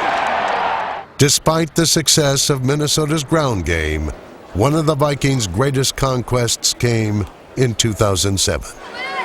With the 7th pick in the 2007 NFL Draft, the Minnesota Vikings select Adrian Peterson, running back, Oklahoma. Adrian Peterson would go on to shatter both Viking and NFL records, become Rookie of the Year, and earn MVP honors at the Pro Bowl. But he gained his coach's approval before any of his laurels. He's a great kid.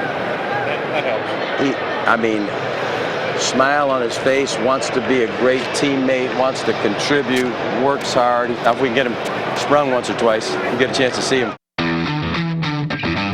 The rookie was spring-loaded against San Diego. He breaks the tackle, and Adrian Peterson is loose.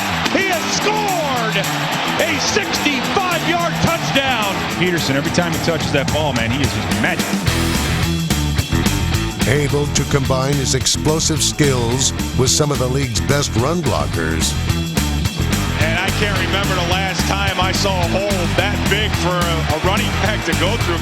Peterson earned a vaunted spot in the NFL record books in just his 8th game.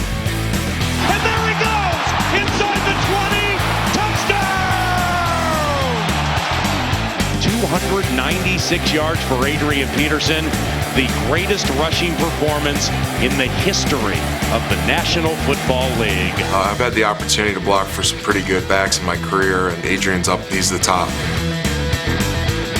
I'll tell you what, he's good. The best running back in the National Football League. It's amazing. He hits the hole hard, and it's fun blocking for him. What's up? Hey, don't look for the home run on every play. Yeah. You know what I'm saying? Yeah. You got 3-4 taken. You know, it'll come. You'll bust one out. Handoff to Adrian, cuts back to the left of the 35. Now he speeds through the defense, and Adrian Peterson is gone! Touchdown, Vikings! My mentality is to get in the end zone every time I touch the ball. You know, because I hate to lose. I think the sky's the limit. Yeah, I realized at a young age that, God blessed me with a tremendous talent. And, I've always looked forward just to make sure I maximize that. Try to be the best, not only the best at my position, but the best to play the game. Our time to shine. Show people we for real. Football's a physical game, so if we can have a kind of a hitch in the mouth type of defense, I think it'll speak for itself. Joining the Vikings in 2005, safety Darren Sharper's 18 interceptions in 4 years spoke loud and clear. Intercepted! It's Darren Sharper, and he's going to fly to his 8th career touchdown! Hey, come on, that's too easy. That's too easy. Looking left, steps up, passes over the middle, intercepted! Darren Sharper! Alongside Sharper in the backfield was Antoine Winfield, whose aggressive play made him one of the most feared cornerbacks in the league. By Antoine Winfield! Can Antoine Winfield do anything else to will this team to a victory? And that's what a superstar does. He doesn't just make the sack, he forces the fumble and recovers it. What a fantastic play by Antoine Winfield. A huge run-stopping, brawling group of players out there.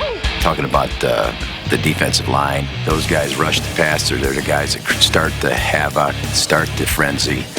You can't run it anywhere. You can't pass it if the quarterback's sitting on his rear end. Boom! Sticks him. I'm moving ass all over the field today. Hey, something bad happened. I don't come back to the ball and ball's out. Ball out on 3. 1, 2, 3. Ball out. Nose tackle Pat Williams was signed in 2005 for his ability to sniff out the ball carrier, leaving opponents with nowhere to run. Pat Williams was right in the mix, wasn't he? He was the guy in the backfield. Yeah. They can't stop me. Pat Williams is saying, if you're going to cut block me, you better bring a knife. A knife? You need a chainsaw. The other half of the Williams wall, 2003 first-round draft pick Kevin Williams, anchored the Vikings' formidable front.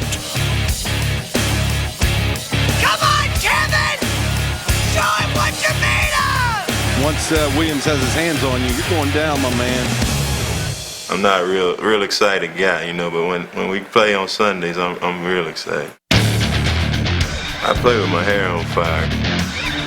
Harrington out of the shotgun on third down. Big rush, hit as he throws. Intercepted by Kevin Williams. And he's gone. He's to the 20. 10. Touchdown!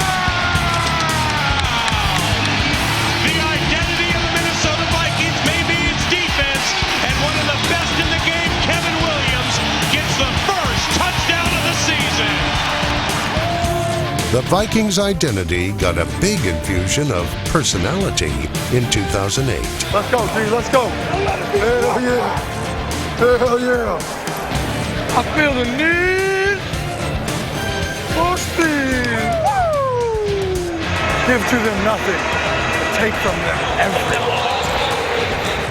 How about the guy at the Vikings game with a Joe Montana jersey? The guy there with a Joe Montana jersey. No one wanted to be wearing a quarterback's jersey when defensive end Jared Allen was on the field. Under duress, sacked! It's another safety, Jared Allen! Sacked! Ball game! I think it's Jared Allen again! Just a beast. Always getting the sacks, and Kevin Williams with that pressure up inside.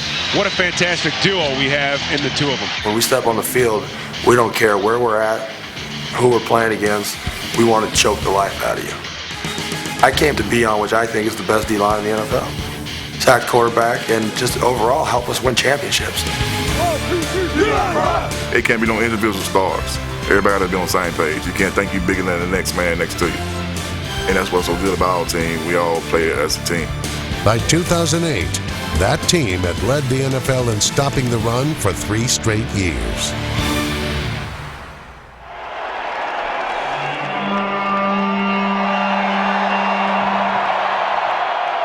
It was the play of the defense that sparked the defining moment of the 2008 season when the Chicago Bears had first and goal from the 1. Come on, baby! You're learning this thing.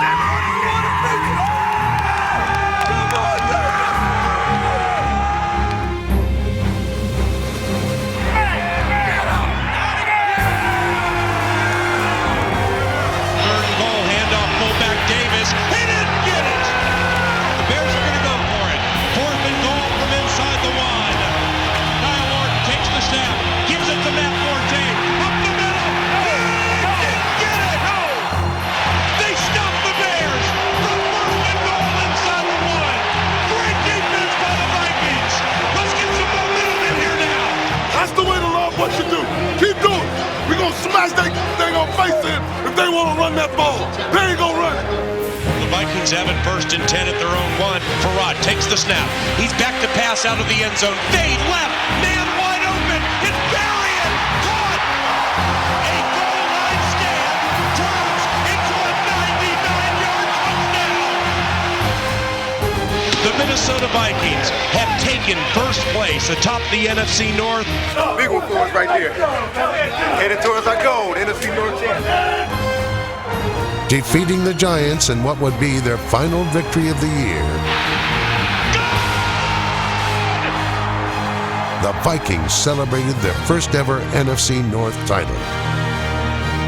That's a step, winning the NFC North. And obviously the ultimate goal when you start is to win the Super Bowl, not go to the Super Bowl, not to be division champs, not to be NFC champs, but to go to the Super Bowl and win it. By 2009, Brad Childress knew what was necessary to make a legitimate Super Bowl run. Obviously improving our pass offense to make it commensurate with our run offense. The first step was signing a veteran quarterback. Of course, the Vikings didn't pick just any gunslinger.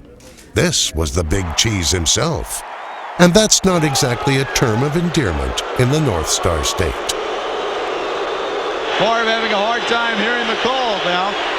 The idea of Brett Favre in purple and gold had the endorsement of the Vikings faithful. Come on, Brett! I love to watch Brett Favre play. He's outrageous. But that didn't make his arrival at Winter Park any less surreal. It was kind of just a weird feeling, you know, like, all right, how do I talk to him? We've been, mortal enemies, so to speak, for so long. Brett's caused me a lot of heartache through my career, that's for sure.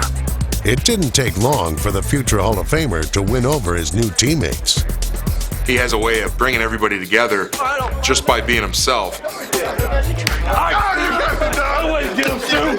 man. Good job, Brett. The Silver Fox! Free me. Yes, sir. To have a proven guy at the quarterback position that's led in every capacity he could lead at, I mean, it was only right for us to put it all together, and we went out and did that and had success with him being our quarterback. We want to be a good team, a great team. We got to kick ass every week. You don't make we play. Week after week, Favre and the Vikings found a way to win, earning a 12-4 record and their second straight division title. 3rd down, 12 seconds to go in the game. Niners lead by 4. Favre back to pass, pumps to the left, 8 seconds left. He gets away from the pressure, fires to the end zone. It's caught! It's Greg Lewis!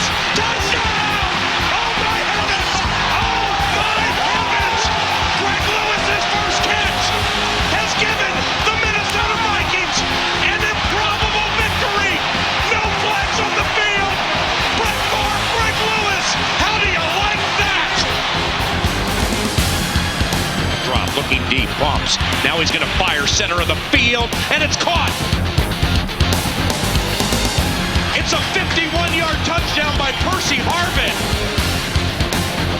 There were no less than 4 Cleveland Browns who had clear opportunities to tackle him, and Adrian Peterson just refused to go down.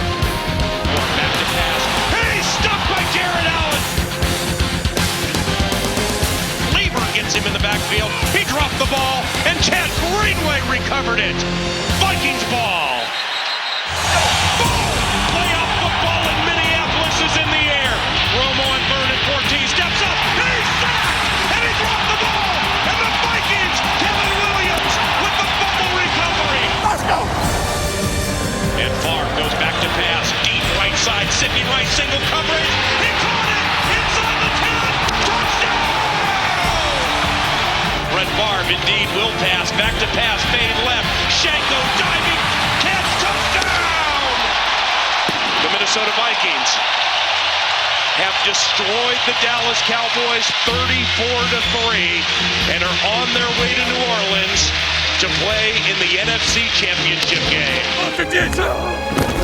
Handoff, Adrian up the middle, bumps it out to the left to the 15, sprints inside the 5, and the Vikings strike first.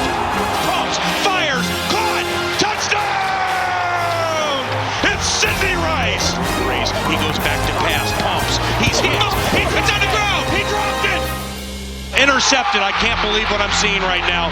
We are going to overtime. We have a coin flip coming up soon.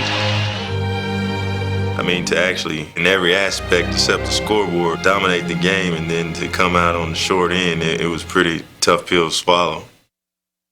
And we just have to use that as a building block. It's the birth of a new season. I'm looking forward to seeing what they do. Vikings are warriors, conquerors. Just as it had for 5 decades, this battle-tested franchise entered its 50th season, believing the NFL's ultimate prize would soon be in its grasp. you have to think Super Bowl or nothing this season. I mean, we got all the guys in place. To be oh so close, you got to think Super Bowl. We're looking forward to, at some point, bringing Lombardi Trophy back to Minnesota. Guys have gotten so close and had such great teams here. Nothing would be sweeter to kind of go out there and bring a ring to Minnesota, bring the trophy home to here. The pot of gold is there at the end of the rainbow for the Minnesota Vikings if they want to go get it. We don't give a damn what happened next week, what happened last week. It's all about right now. I go to the games. I'm a fan because I want to see my team win a Super Bowl. Because if they win, I win. We'll win it someday. We going all the way back to